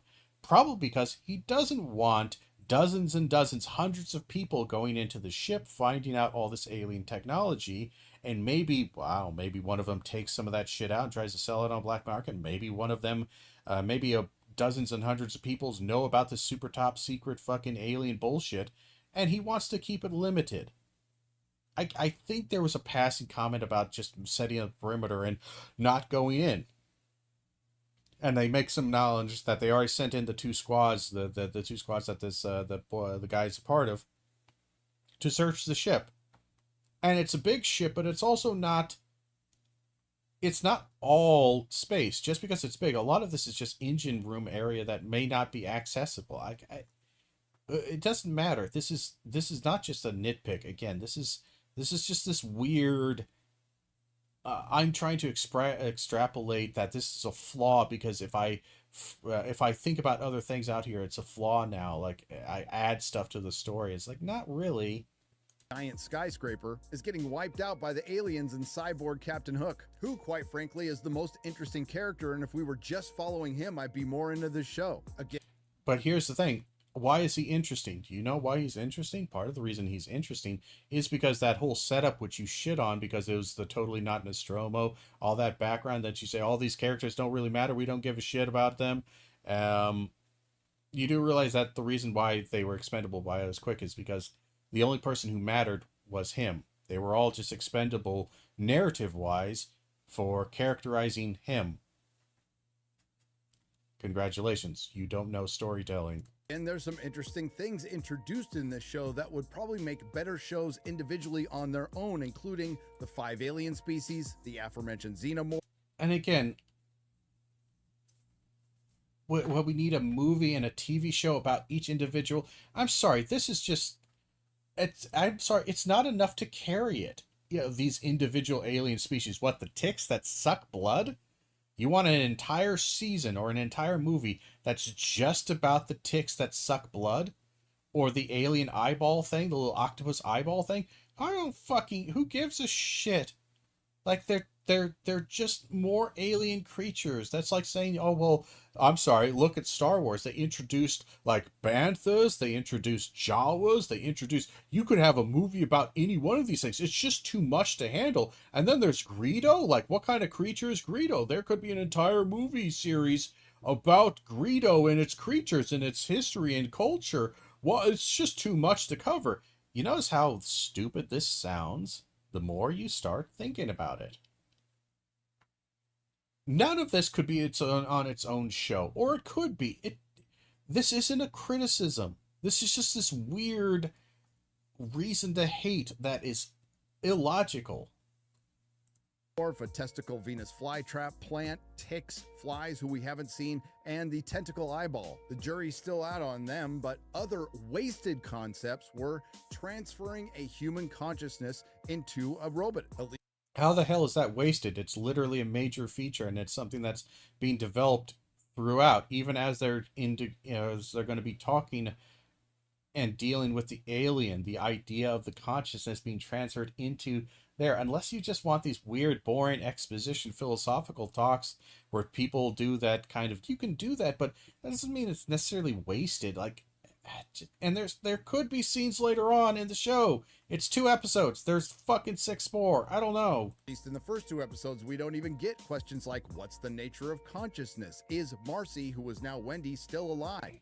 Again, do we really need it? Like, this is like saying, well, Alien didn't delve into like the real concepts and the idea of what it means to be impregnated as a male. I mean, this questions gender roles, like, really, because the facehugger's in there, and what's like the consciousness of like, what's the difference between like the synthetic person and a non-synthetic person as far as like hierarchy of command and who is really in charge, and would you take orders from a synthetic or would you not? Like, all these things are just not delved into enough detail. Again, if you want to say it's not delved into enough detail, I'm sorry, you need to do more than just say weird random shit like this. You need to explain or tell me or tell the audience what would be a better example. Maybe point to other shows that did this better and had scenes or had moments or episodes that specifically delved into this that worked better. I don't know, but give me something to work on. Something to reference other than you just saying it's bad because it's bad. Or is that just a copy of her mind in a robot? To be fair, maybe we'll find out later because this show is the mystery box. And again, because the show is a mystery. It's not a mystery box. A mystery box is, yes, it's presenting, the thing of the mystery box is, yeah, it just presents these ideas that are tantalizing and that have some kind of shape, but you don't know what's actually in it. Yes, I don't like the mystery box thing, but at the same time, this isn't a mystery box kind of show, because a mystery box show does this and has no intention of ever showing what's in the mystery box. You literally just said that, I don't know, maybe the show will do this, but it's a mystery box. It literally can't. If it does do this, it's not a mystery box. If it does explain and talk about these things, it's not a fucking mystery box. Not yet. How is Joe gonna feel when he finally realizes his little sister that he thought was dead is in a robot body? It's a great opportunity for some good drama. He would probably be horrified and angry, and you could spend the entire for some little sister that he thought was and be of her mind. Let me just go read that again, or hear that again, because I think it sounded way stupider than I thought. And in a robot. To be fair, maybe we'll find out later because this show is the mystery box. And how is Joe gonna feel when he finally realizes his little sister that he thought was dead is in a robot body? Well, we get at least a bit of that in episode 2. Did you only watch 1 episode of this? Like there's 2 episodes. They meet up, and Joe finds out. Like, sorry, spoilers. They meet up in the ship, and Joe finds out in a kind of awkward way that Wendy is Marcy. I believe it's Marcy is the name of his sister, Marcy. That Wendy is Marcy, and we kind of see the initial ideas of how he's dealing with it. Though there's a lot, it's just the beginnings of it. It's towards the end of the episode, but we get a little bit of that, and it sets up, okay, so there's some interesting, we might delve into it. Like, did he not watch episode? Okay, now I'm thinking he didn't watch this. Now I don't trust him, because that's literally, at least we get the beginnings of his emotional response to this, or how he's going to feel about this, at least the beginnings, the setup of it a little bit, in episode 2. So, maybe Nerdrotic explains this later on, but like, why would he start the statement like this? Like, well, maybe we'll get this. Maybe we'll get this. Like, no, we do. When he finally find out later because this show is the mystery box. And how is Joe gonna feel when? How is Joe? Well, we see the beginnings of this. Why would you start your sentence? How will Joe feel about this? Rather than like this, we get a little. The other thing we might develop is, Joe's response to knowing his sister's still alive. We get the beginnings of it a little bit, but I'm interested to see how the show will develop this and kind of deal with the idea that his sister may or may not be alive, or maybe it's just a copy, maybe it's not, inside of this synthetic robotic body. He finally realizes his little sister that he thought was dead is in a robot body. That's a great opportunity for some good drama. He would probably be horrified and angry. And would probably be horrified. He literally hears about this and he's somewhat horrified, but also mostly just shocked. Like, maybe we'll get more, but that's episode 3. That might be episode 3 where we see more of this thing. Or maybe episode 4 where they are not being terrorized by the alien. Maybe the alien is resolved by episode 4 and 5. And then the last couple episodes are resolving the robot things. You don't fucking know. Why are you saying this like it's somehow a problem or something that's missing from the show when you haven't seen the whole show yet? You don't know if it's missing. You don't know if we're just laying the groundwork for it to pay off later. You don't know. You're speculating, which is fine, but speak and make sure it is clear that you are speculating. you could spend the entire season with him trying to reconcile with this robot. That sounds like a dreadful show, honestly. Is this whole season just dealing with this fucking drama of him trying to... Good God, that sounds like a terrible show. Sorry. That's talking like his sister. Something to the effect of he's forced to work with her, but he hates her guts, even though she's spouting back all the stuff his sister used to say. And eventually, he comes to some form of acceptance. Either she is... We don't know this yet. Again, why are you outlining the summary of a story that you have no idea whether or not this is or is not the story? And you're not even sure if it is going to be done or not done. Like, yeah, you're doing this, but again, the way you phrase this, again, go back and read if you need to. The way Nerdrotic is phrasing this is that this is not what happens. This is this idea that there is no beginnings of this happening. Like this either didn't happen or they haven't set up the foundation for this happening yet. And one, that's a lie. And two, he doesn't know. We're not far enough in to actually say any way, shape, or form. So again, he's just fan fictioning what he thinks would be a better show that he doesn't know whether or not this show actually did or not. And he's doing so in a way as a criticism of the show.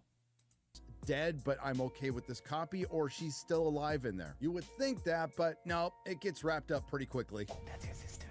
Slight. It does not get wrapped up quickly at all. It's not wrapped up at all. It's not at all. This, yeah, is addressed. Thank you for doing this. Okay, so he does acknowledge this, or at least he did see the show. It's just why, like, the way he's phrasing this suggested he did not see the show, and it's not wrapped up at all. He literally, yes, he gets ambushed with this information. He is emotionally fucking blasted by it and has no idea how to respond. Mostly there's just initial happiness, but he doesn't know yet, and we don't know if this is going to develop more. Initially, he seems, again, shocked and disbelief and kind of horrified and just completely, utterly discombobulated by it. And then later when she kind of says a few things that kind of does prove that she is who she says he is, he's, again, going to do, okay, he's initially, like, again, on the verge of tears, elated, like, oh my God, is my sister actually alive? And he hugs her. But it's like this, you could absolutely see, like, yeah, this could develop into something more serious later on. This could develop, again, the initial feelings are just shock and fucking, just shock. This is a lot to throw at the dude very quickly. And he's shocked by it. We're on episode 2. There's 6 more episodes. There may be some develop on this. Why are you saying, oh, nope, it's quickly resolved? It's not. Secret. Joe, it's me. Notice how horrified and in disbelief he's like, this can't possibly be real. What the fuck are you doing? This is weird as shit. I wouldn't. No, you died. I went to the funeral. I understand. I was always the way. Joe. Christmas morning, you were 7. You woke me up before the sun. We're also doing this. What he's skipping over is that he's done, I think he does it twice. This is like the second or third time, is that he doesn't believe her and he's shocked by this. Even though she does kind of look like what might be an adult version of Marcy. and she keeps saying things that sound familiar. He keeps asking her about historical things, things that only you and I would know about. These kind of things. So he's been asking because he's very confused by this. And also he's ignoring that he had, literally that moment, a kind of weird existential, kind of out-of-body almost experience, because what it shows in, I believe, episode 2 is that in the morning before the ship crashed, he asked to be let go from his job, to cancel his contract early so he can go to university. And he's talking to a robot at the company. This solicitor robot thing that solves all these people's applications or whatever. And he wants to end his thing, and he wants to go to college because it's the last thing he promised his dad. He's dying. And she is watching through, again, a monitor. As she's watching through it, and again, he says a comment. He says, look, just let me talk to a human being. And I can't remember how he sets it up, but he says something like this, just have a heart. And then under his breath, he says, or face my fury. And this is a quote from a movie they watched as a kid, Ice Age, 4 or some shit. Face my fury. And the response to that in the movie Ice Age, the joke response was, you're furry what? Right? That's what, I can't remember what it says. It's some kind of joke that is said in the movie. And that was these two characters, the brother and sister, their favorite movie. They loved watching it, and they quoted that, and they would make this joke. She hacks into the robot in its microphone actively, showing again her advancing technological skills that are advancing faster than even the people monitoring can see and understand. And she hacks in to say, "You're furry what?" Which is the quote, which is what they would say. So he has already had this moment to where randomly, out of nowhere, a voice that is kind of robotic but kind of also feminine said to him a quote out of context, completely with no real prompting necessarily that should ever have this, said this quote that only him and his sister would probably say, or that his sister would probably say, finishing the quote. He's already fucking thrown for a loop. And then later that day, lady comes, and she already said, and I think she says either slightly before or slightly after that she said that she hacked in to the robot, and she's apologized that she's the reason why he's still here, because she wanted to meet him, and she didn't want him to go to Mars. She didn't want him to go to this university off planet, blah, blah, blah. It says something along those lines. It's either right before this or right after this. And she kind of says that, face my fear. She says that. Literally, she says, I'm the one who said that to you this morning. And he's fucking freaked out by this.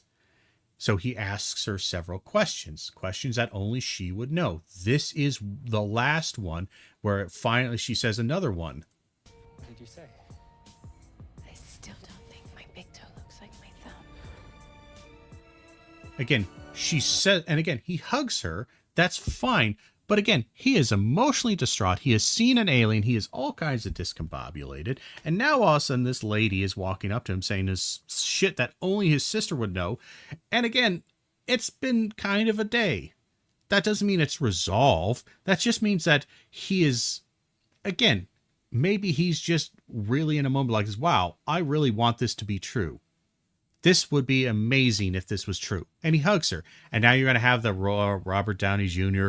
rolling your eyes kind of thing, like this is somehow bad. Like, it's not resolved. We don't know because it's episode 2 of 8 fucking episodes. We don't know if this is resolved.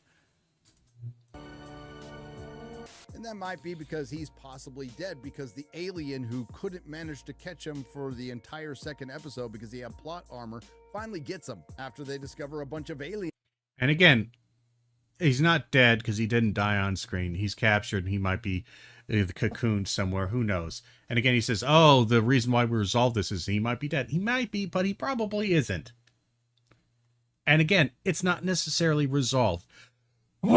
Just because he had a positive reaction to this doesn't mean it's resolved. It just means that this is a reunion And we don't know if any of these questions might come up or be resolved or anything else like this. All we know is that at this point we've hit a positive note.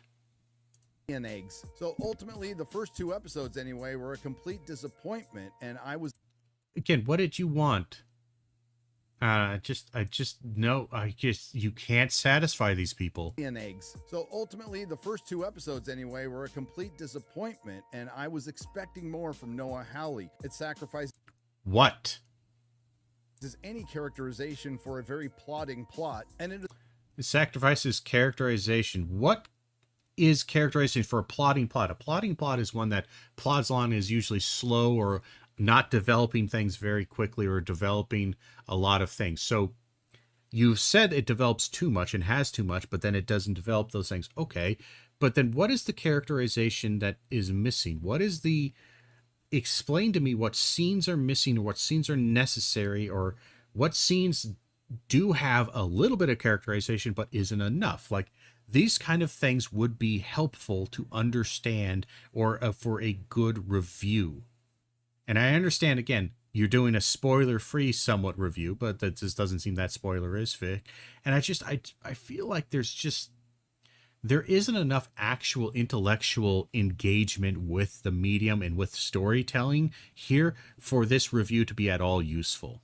is most certainly a show made for secondary viewing. What is secondary viewing, you ask? Secondary viewing refers to the practice of using a second electronic device, typically a smartphone or tablet, while simultaneously watching content on a No, it's not at all. What the fuck are you even talking about? primary screen like a television or a computer. Yes, this is a thing. And that would explain everyone in this show repeatedly getting told stuff they already know, and more importantly, we already know.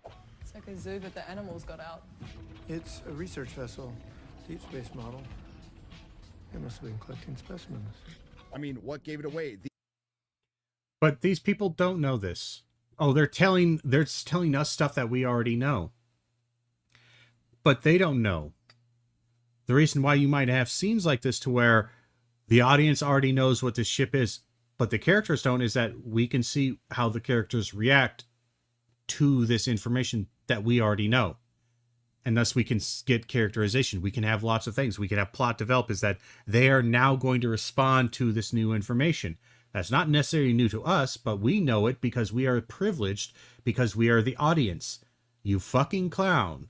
It's just so strange that he doesn't seem to understand anything about narrative or storytelling. For somebody who is supposed to be so involved and so heavily focused, like, goddamn, do these people need to go to college? Do these people need a fucking class on basic literature, storytelling, analysis? Because I just don't understand how you can spend this much time with something, doing something, engaging in something, and just have so little understanding of the basic functions of it, especially when it comes to storytelling. I just don't understand this.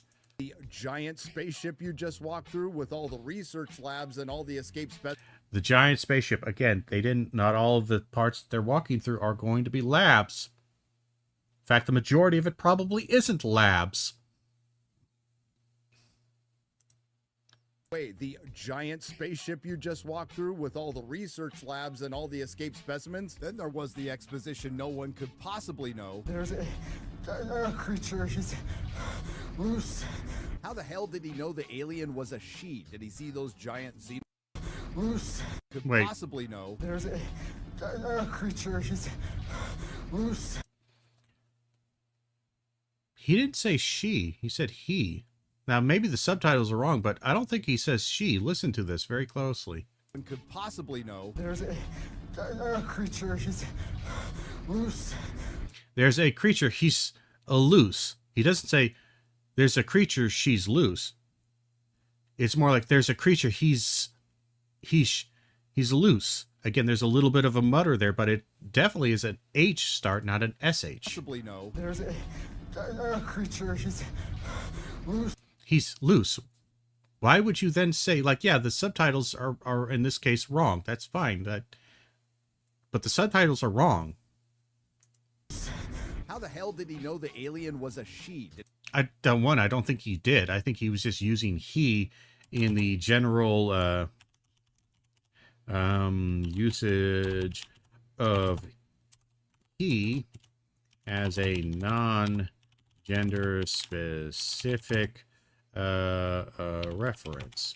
Again, this is not technically correct. Usually you would want to say something like they, but again, this is something that oftentimes is a very easy to thing do, is that you say, like, you know, that dog's biting me. He's going, that dog, he is chasing after me. You don't know if the dog is a he or she, but you could say they or he or she. Technically, you could say any of these things. That, again, it doesn't necessarily indicate that you have specific knowledge. It just indicates that by default, if you have to call something rather than an it,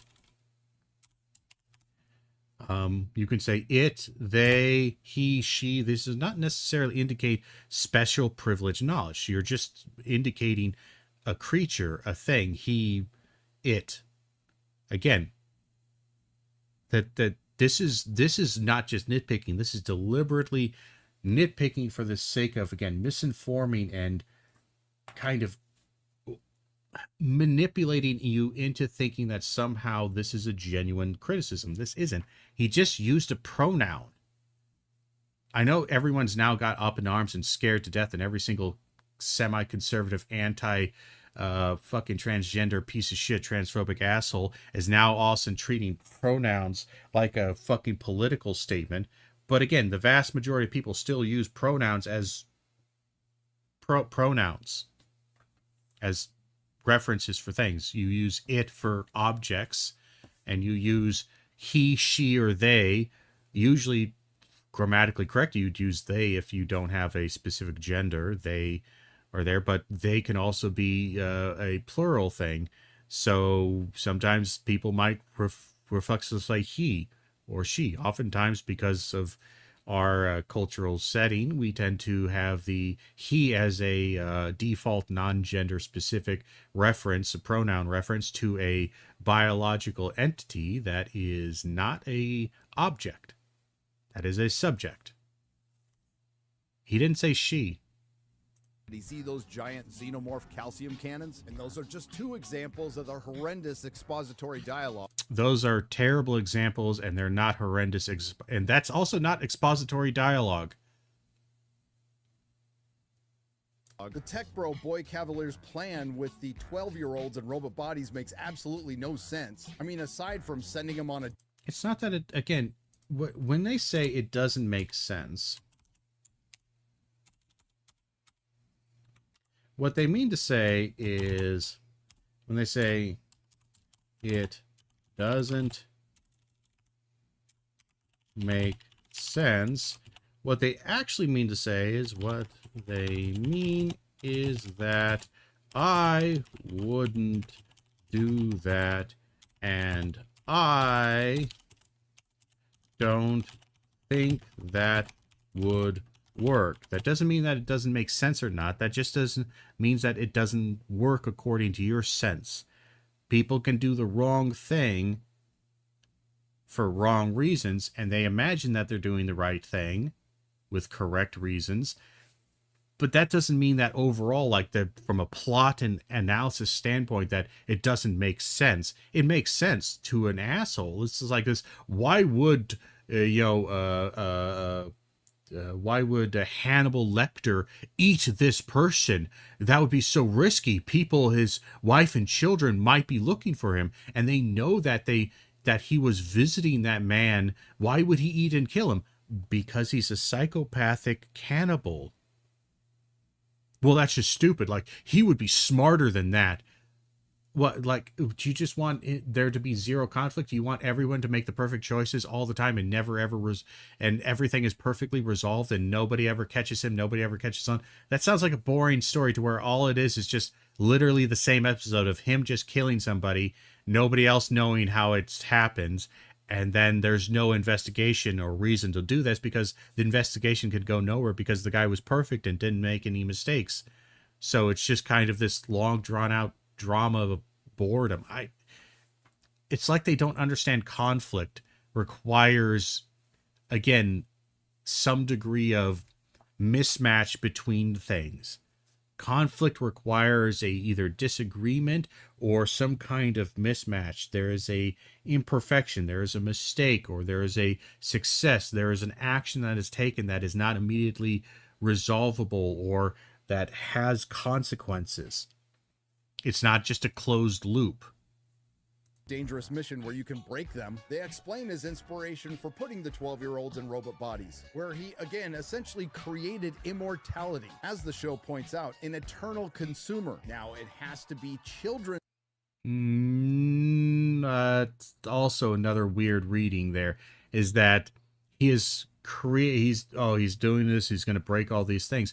But he says right there, an eternal consumer.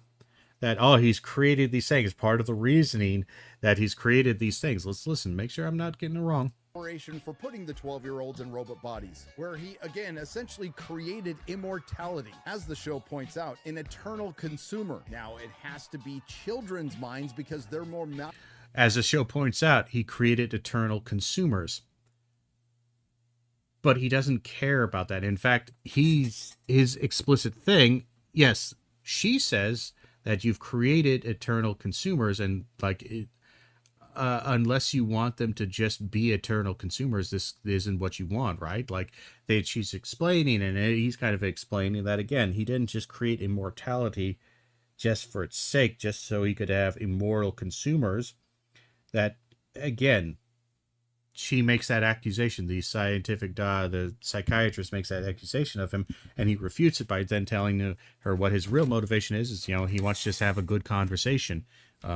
Basically, it's just kind of like, I want the new, better humanity, and I want to be part of that, and I want somebody to better me, or some shit like that. Again, it's narcissistic bullshit, almost certainly, but again, the way he phrases it, it makes it sound like Nerdrotic actually thinks that one of the reasons he creates this is to create an eternal consumer, but that's explicitly said in the show not to be. Sending him on a dangerous mission where you can break them, they explain his inspiration for putting the 12-year-olds in robot... They explain his inspiration for putting the 12-year-olds into robot bodies, where he, again, essentially created immortality. As the show points out, an eternal consumer. An eternal consumer. Again, this is being extremely uncareful with your wording, because it leaves ambiguous. Do you actually think that's what his motive was? Because that's not what he says his motive was, and that's not what the show is saying at all. He explains his motivations, and it's not that at all. So why are you breaking up? Why don't you just say he explains his motivations as X, and then another character points out that, well, if he wants that, he needs to make sure that, or just to understand that, he shouldn't just be doing this just to create eternal consumers. Why? That he needs something else. And he says, well, my reasoning is X, not eternal consumers. Now, it has to be children's minds because they're more malleable than adults, which sets up some potential landmines as far as storytelling is concerned that we'll get to in just a moment. No, he created the 12-year-old in robot bodies who... No, he created... Again, notice how he leaves this all up like it's... Again, I hate the way he writes, actually. Nerdrotic, I hate the way he explains it, because he... And I do this sometimes too, but he puts the actual point of his message in a very passive voice, saying it's at the end. He says a bunch of dog shit, he's accusing it, but then he says, but he then explains what his actual reason is. But you're like, hold on, literally for almost a minute, you're talking, and it feels like you're saying his reasoning is X, consumerism. And now he's going to say, well, actually, no, his reasoning is this. Will live forever so he can have somebody smarter than him to talk to. A 12-year-old child. Please have a seat right there. I guess they could have... Again, you're missing... It's like they're noticing a thing. It's yes, it's not necessarily pedophilic, but it is very exploitative of children. And it's creepy and weird. And it's, again, exactly what a narcissistic piece of shit would do. A Peter Pan-like guy is that he wants eternal playmates who can be smart with him, because he doesn't actually want them. Again, you could say this. He wants somebody who's smarter than him, somebody who surprises him. He wants adventure. Again, this is literally the Peter Pan theme. This is his character archetype. I don't know what you're fucking complaining about. Eventually mature, but you're going to have a long wait, bro, and there's no guarantee they're going to be smart.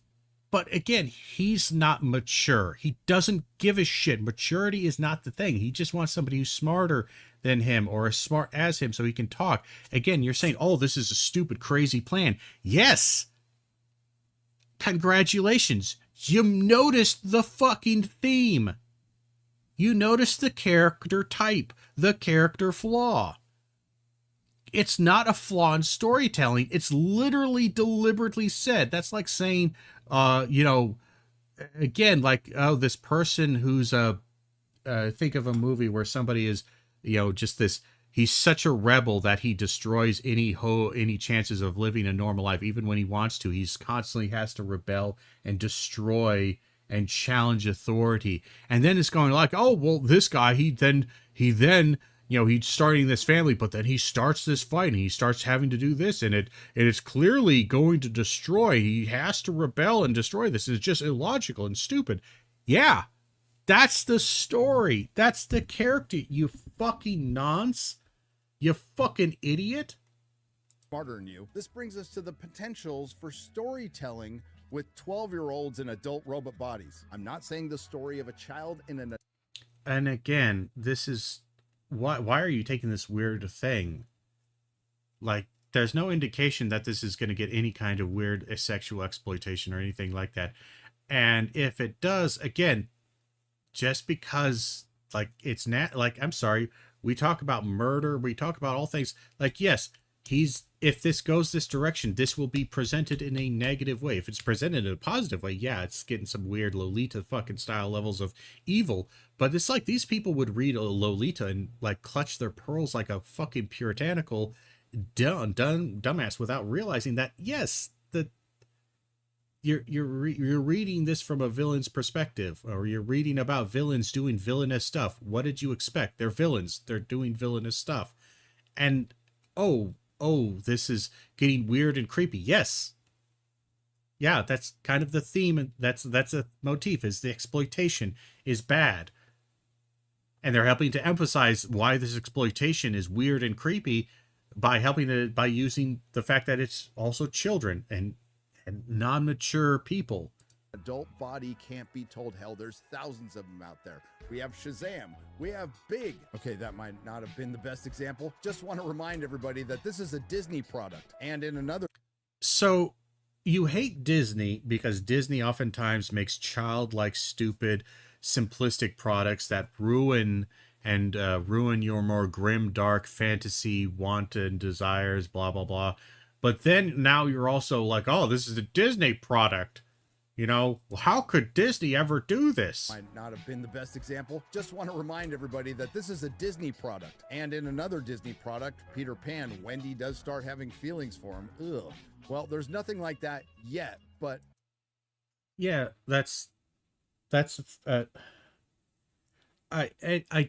I don't understand how someone can be so illiterate. Just illiterate about how storytelling is done, and just also so anti-intellectual when it comes to storytelling. This is just fundamentally broken shit. There is this little piece of dialogue. Why don't you have kids? Well, we tried to have kids, but I have a low sperm count. Sperm. Funny word. I mean, who in the hell says that to a 12-year-old, but... That's... Well, one, how about we say maybe that's deliberate and maybe that's good storytelling, because it shows that putting a child in an adult body creates a visual that makes adults more likely to discuss things that are inappropriate for a child. And that helps to illustrate this. And also, who says that to a child?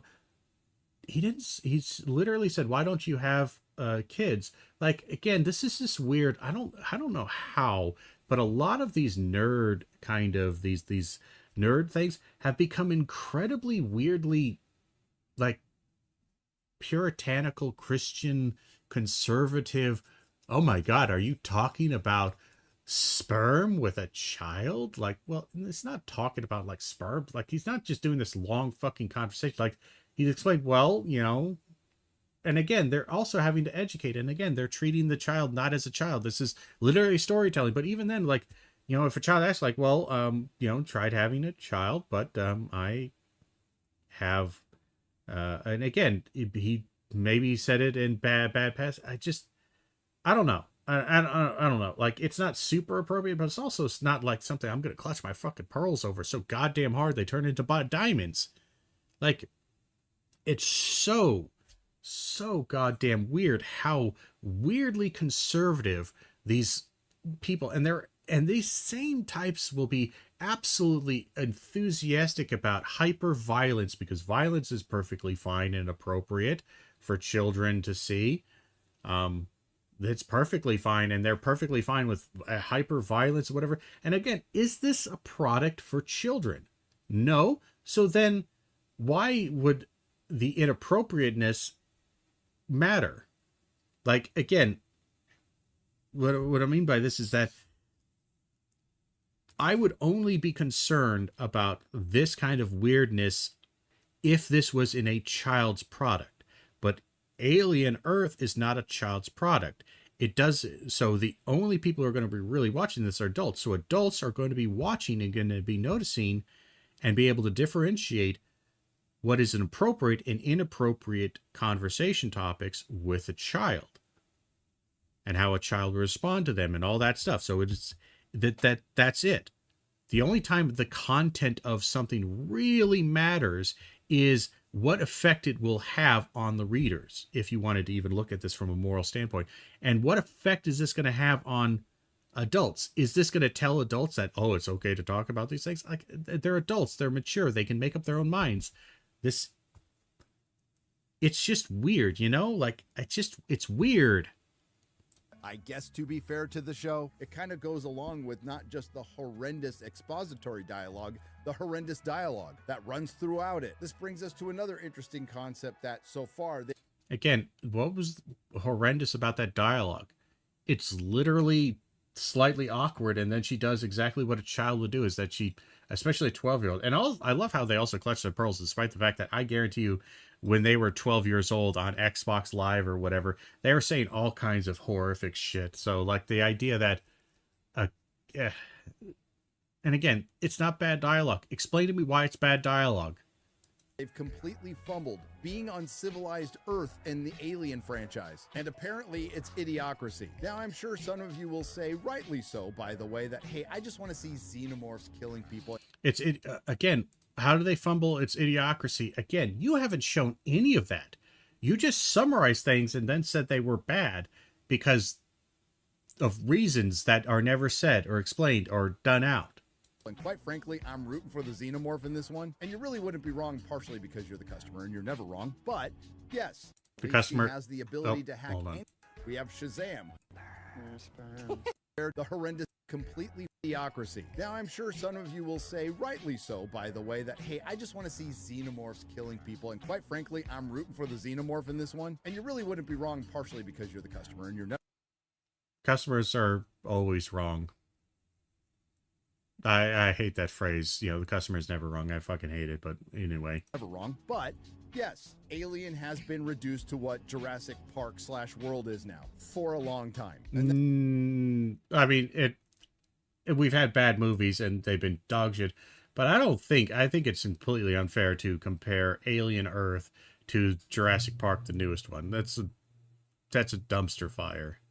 That's the era we're in. Reimaginations turn to regurgitations, which make slop. Now, call me naive or old-fashioned. I'd still prioritize maybe telling a good story, moving. You don't know what a good story is or how to tell a good story because you don't understand narrative things at all. And when you analyze them, you analyze them and say, hey, this is an narrative archetype and it's bad. Why? Because it's an archetype. What? I don't understand. Like, how is the archetype bad? Well, because the storytelling's bad. Because it's this. It's like, you're literally just pointing out things. You're literally just saying the alien is deadly, and that's stupid. Why? Well, because aliens wouldn't be deadly. Well, notice how, like, that's basically the equivalent of what he says. All of his arguments are literally just, in my opinion. Okay, well, why? What is the logic and reasoning rationale your opinion is based on? Well, I just think it's stupid. He doesn't, oh, just call me old-fashioned. I just think of good storytelling. You don't know good storytelling from bad storytelling. You don't know storytelling at all. You just know your likes and dislikes in the most basic, like, animalistic manner as you consume your slop and go, this slop is good, and that slop is bad. I don't like it. Why? I don't like it. Forward instead of trying to shoehorn it into canon. For example, that gun that can stun an alien used by cyborg Captain Hook probably would have come in handy in the future films. And a bunch of warrior... And it would have come in handy in future films. So why would they have it in future films? Why would they have it at all? Like, again, you're saying, oh, this messes up the canon. Sure, but the canon's been fucked for fucking years. Why are you complaining? Again, this weird obsession with everything has to fit together perfectly. It's this weird autistic fucking obsessive compulsive thing that is so childlike in its refusal to accept differences or reinterpretations. Hybrid super soldiers probably would have been a nice thing to have in Aliens. But you also just said they're super expensive and they're also prototypical. So what if the technology is lost? We don't know. Maybe they never try it again because it's a disaster. Because they can't control it. I don't know. Like, there's plenty of reasons to explain why this wouldn't happen. And why this might not be found in the future canon. I'm positive there'll be some stupid explanation like they did in Star Trek Discovery when they had to explain away a stupid explanation. What's the good explanation? And again, you just don't like it because you don't like... Again, this is what happens, why it's illogical, is that he has a conclusion. He wants to hate this because that's what sells his videos. So he works backwards from that and just finds, well, this isn't explained in the canon. That must mean it's stupid. Reason why Spock had a human black female foster sister that he never talked about. By the way, they said she's classified. And I'm just scratching the surface on the tech and the concepts they already introduced that are going to create problems in something that comes before Alien and Aliens. And they still have 6 episodes to go. Now, Noah Hawley says essentially one of the messages in Alien Earth is, do humans... So what is the technology that would be found that should have been found in Alien? Oh, the stun gun? Why would the stun gun be on there? They were a hauling mission. Now, I don't think they were sent out initially in their ore hauling. They're like an iron hauler or something like that. They're the large mining hauler vessel. I don't think they were initially set out for mining or whatever. I think they were sent out for mining, and then there was a signal. Weyland-Yutani found that alien ship, and they diverted the ship to pick that up. Why would that ship have a very, very, very powerful stun gun and a bionet thing for capturing, that's clearly meant for stunning and capturing species? Now, I could see why a deep space research vessel that is specifically sent out to various places, either one planet or multiple planets, to find various species to capture and bring back as biological research things, why that ship would have a fucking large stun gun and a capture biological kind of creating capture net like he just showed. But why the hell would a freighter have one? And then you might say, well, the military, aliens, why didn't they have it? Why would aliens, the Marines, have this? They have guns. They have shooty bang-bangs. That work pretty well. More importantly, again, this was something that was done on the down low. It's not like the Weyland-Yutani specifically sent out their Marines. No, this was done by the Burke. Yeah, it's Burke. It was done by Burke because Burke had set up this thing, sent out the people, the colony is lost, and he sets up and calls, because he's trying to cover up a bit of his fuckery while still making a little bit of money. He contracts and uses his connections through the corporation to send out a Marine Squad vessel to go to this place. He's not going to have or do anything. He's not going to have and tell them, and they're not going to just have alien biological containment stuff. They're just a Marine search and rescue fucking vessel. They're just a Marine squad. They're just going to have standard military armaments.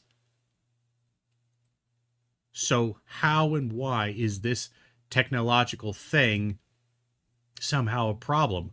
And why would it doesn't need to be explained away? Its very existence and the nature of the vessel kind of already does a good enough job. You're just looking for something to hate. Noah Hawley says essentially one of the messages in Alien Earth is, do humans deserve to live? We have combined this story of humanity facing this existential threat, both from biological monsters and from synthetic artificial intelligence, which always raises the question, does humanity deserve to survive? After watching this, humans don't deserve to write. As I've said before, this era of reimagination regurgitation is just human AI, which is ironic because Hollywood's biggest fear is AI. A lot of the themes you're going to see in a lot of movie and TV shows are going to be about AI, and they're going to feel like they were written by AI. But maybe I'm just misunderstanding this high work of art, and thanks to the media literacy crowd with You probably are, because again, you do have really bad media literacy, and you're again biased in the direction that you don't understand how anything works. And I'm not even saying there aren't flaws with the show, and their flaws might actually even correspond to the things he dislikes. I'm saying that his understanding, his explanation, and his general approach to this, again, is incorrect. And again, you might say a broken clock is right twice a day, and maybe that's a good metaphor to use, is that he's the broken clock. I would still suggest that the broken clock is wrong still. Regardless, it's not wrong. It's wrong all times of the day. It's not right twice a day. The broken clock is always wrong. But this, again, the way he's going about it is just so anti-understanding, anti-narrative, anti-media literacy, anti-understanding. It's just this weird emotional, reactionary, pre-hating the thing before you even watch it. So then when you watch it, you're just looking for things to hate about it that conform to your pre-generated idea of this thing sucking. misunderstanding this high work of art, and thanks to the media literacy crowd with pronouns in their bios, I am going to be put in my place, because the Alien franchise has always been about the body, its boundaries, its vulnerabilities, its transformations. Alien Earth reframes this through a sharp, queer-coded lens. Hold up, wait a minute, something ain't right. Now Okay, so let's go back. Let's look at the statements. Queer-coded lens. Now, again, I know you're responding to the queer-coded lens because you don't understand this, and these are trigger words for you because you're a conservative, reactionary dipshit. And again, do I think that queer theory is necessarily the way to approach this? No, but it's not an inappropriate way to approach this. That's, again, the anti-intellectual thing, is that you don't actually like other people thinking different than you and approaching problems differently than you, because you don't like that. You don't like other philosophies existing. You don't like other answers existing for questions that are difficult to answer. You just want your one answer and everyone to agree with it. You're a stupid person. But again, I don't think it's always been solely, and again, I don't think they say it's solely about the body. I think, yes, the Alien franchise has always been, in many ways, about the body. One of the key features of the Alien that makes it horrifying is, again, the face hucker and the fact that it does this, that it props out of you, that that its body is not just different. The alien's body in biology is not just different and harmful and just super crazy caustic, literally caustic in the alien blood, the acidic blood, but that the way it, and this is the big difference between the Alien franchise and all other movies that came before this, is that the alien reproduces through the violation, and really violent and kind of weird and creepy violation and gestation in a human host. This is weird. Again, boundaries, its vulnerabilities, its transformations. Alien Earth reframes it through a sharp, queer-coded lens. I don't think it reframes it through a queer-coded lens. Not necessarily. I can see the argument, but I don't think it's necessarily a good theory to apply to this. But it's not inappropriate. A haunting fusion of sci-fi, corporate dystopia, and Peter Pan references. Nothing about that is wrong. He just wants you to focus on the bigotry of the queer-coded lens. He just wants you to hear that and not think about what queer theory is at all. He just wants you to immediately go, oh, the queers, like all them gays and all them transgendered peoples, them's evil. I dislike them. He just wants, again, this is literally thought shutting down. This isn't thought creation. This isn't even critique of thought. This is just thought shut down. This is evil thinking. This is, oh, you are being arrested for bad thinking, for wrong think. You have literally become the meme you hated about SJWs. Clear-coated lens, the sharpest tool in the shed, but that... Wait a minute. Something ain't right. Now, I might not be the sharpest tool in the shed. You are not the sharpest tool in the shed, and you are deliberately happy about your bluntness, about your dullness. You revel in it. You believe that your dullness is more privileged than other things. And you know what? Dullness can have special. Your dullness can be perfectly fine. But it's not better or worse, necessarily, than sharpness. So stop being a prick. But that's a bold statement, saying a show about 12-year-old children stuffed in adult robot bodies is queer-coded. Oh, I do so love the absolutely... Well, it's interesting that we're having this old school homophobia, transphobia aspects, because I remember back in the day, it was still somewhat prevalent, but this was something that was like in the 90s or whatever, is that the gays were going to try to be, the gays were pedophiles, and that they were trying to corrupt and go after your kids and shit like that. You know, that was a thing that was kind of like in the 80s and 90s, but it eventually died out. Now it's come back again. It's like, oh, these it's bold to say that things that are queer coded, you know, associating queers and, you know, transgenders and gay people with child exploitation. Yo, that's a bit on the nose. You know, it's really fucking nasty. That is genuinely a nasty piece of shit thing, because it doesn't actually understand. That's like saying, like, I'm sorry, should this not be done in America? Because, like, well, it's in America, it's on Earth. Well, are you saying that America is pro child exploitation, more importantly rape? It's like, no, it's not saying that. Like, what are you talking about? It's literally talking about other aspects, about, like, again, the body stuff, and it's relating to many different things. It has nothing to do, it's not like saying it's pro child exploitation. Again, this is this weird simplistic anti-intellectual dumb thinking awfulness that, honestly, if you were to say this in real life, I think this gets you punched in the face. If he said something like that in a debate with, like, some kind of LGBT kind of community individual, and they're debating about this, and he makes some fucking crack like that, if they just hauled off and punched his fucking smug stupid face, I'd be like, yeah, talk shit, get hit. You say some really bigoted, hateful, ugly bullshit like that, that is stupid, that is deliberately misunderstanding what that person means and the association of queer theory with this fucking thing. It's just, it feels this manufactured ugliness. And I think that deserves to get punched in the face. Please have a seat right there. Anyway, we'll see if the show rallies and it actually gets good, but as it stands right now, there are still only 2 Alien movies, Alien and Aliens, and 0 TV shows. Nerdrotic.com. Well, that's exactly what I expected it to be. Again, this is true anti-intellectual. It revels in ignorance, it revels in stupidity, and it revels in rage and hate. And this creates really bad fiction. This creates really bad understanding of fiction. Because again, it predisposes you to just want to hate stuff, and you don't understand why you hate things. You don't understand why you like things. You don't understand anything. So, that was incredibly disappointing, but incredibly standard. We won't have times for any playing of games today. Maybe later tonight we might do a late night stream, but we're going to go ahead and sign off here. Thank you all for being here. Thank you for hanging out. And until next time, and as always, I hope you have a good one.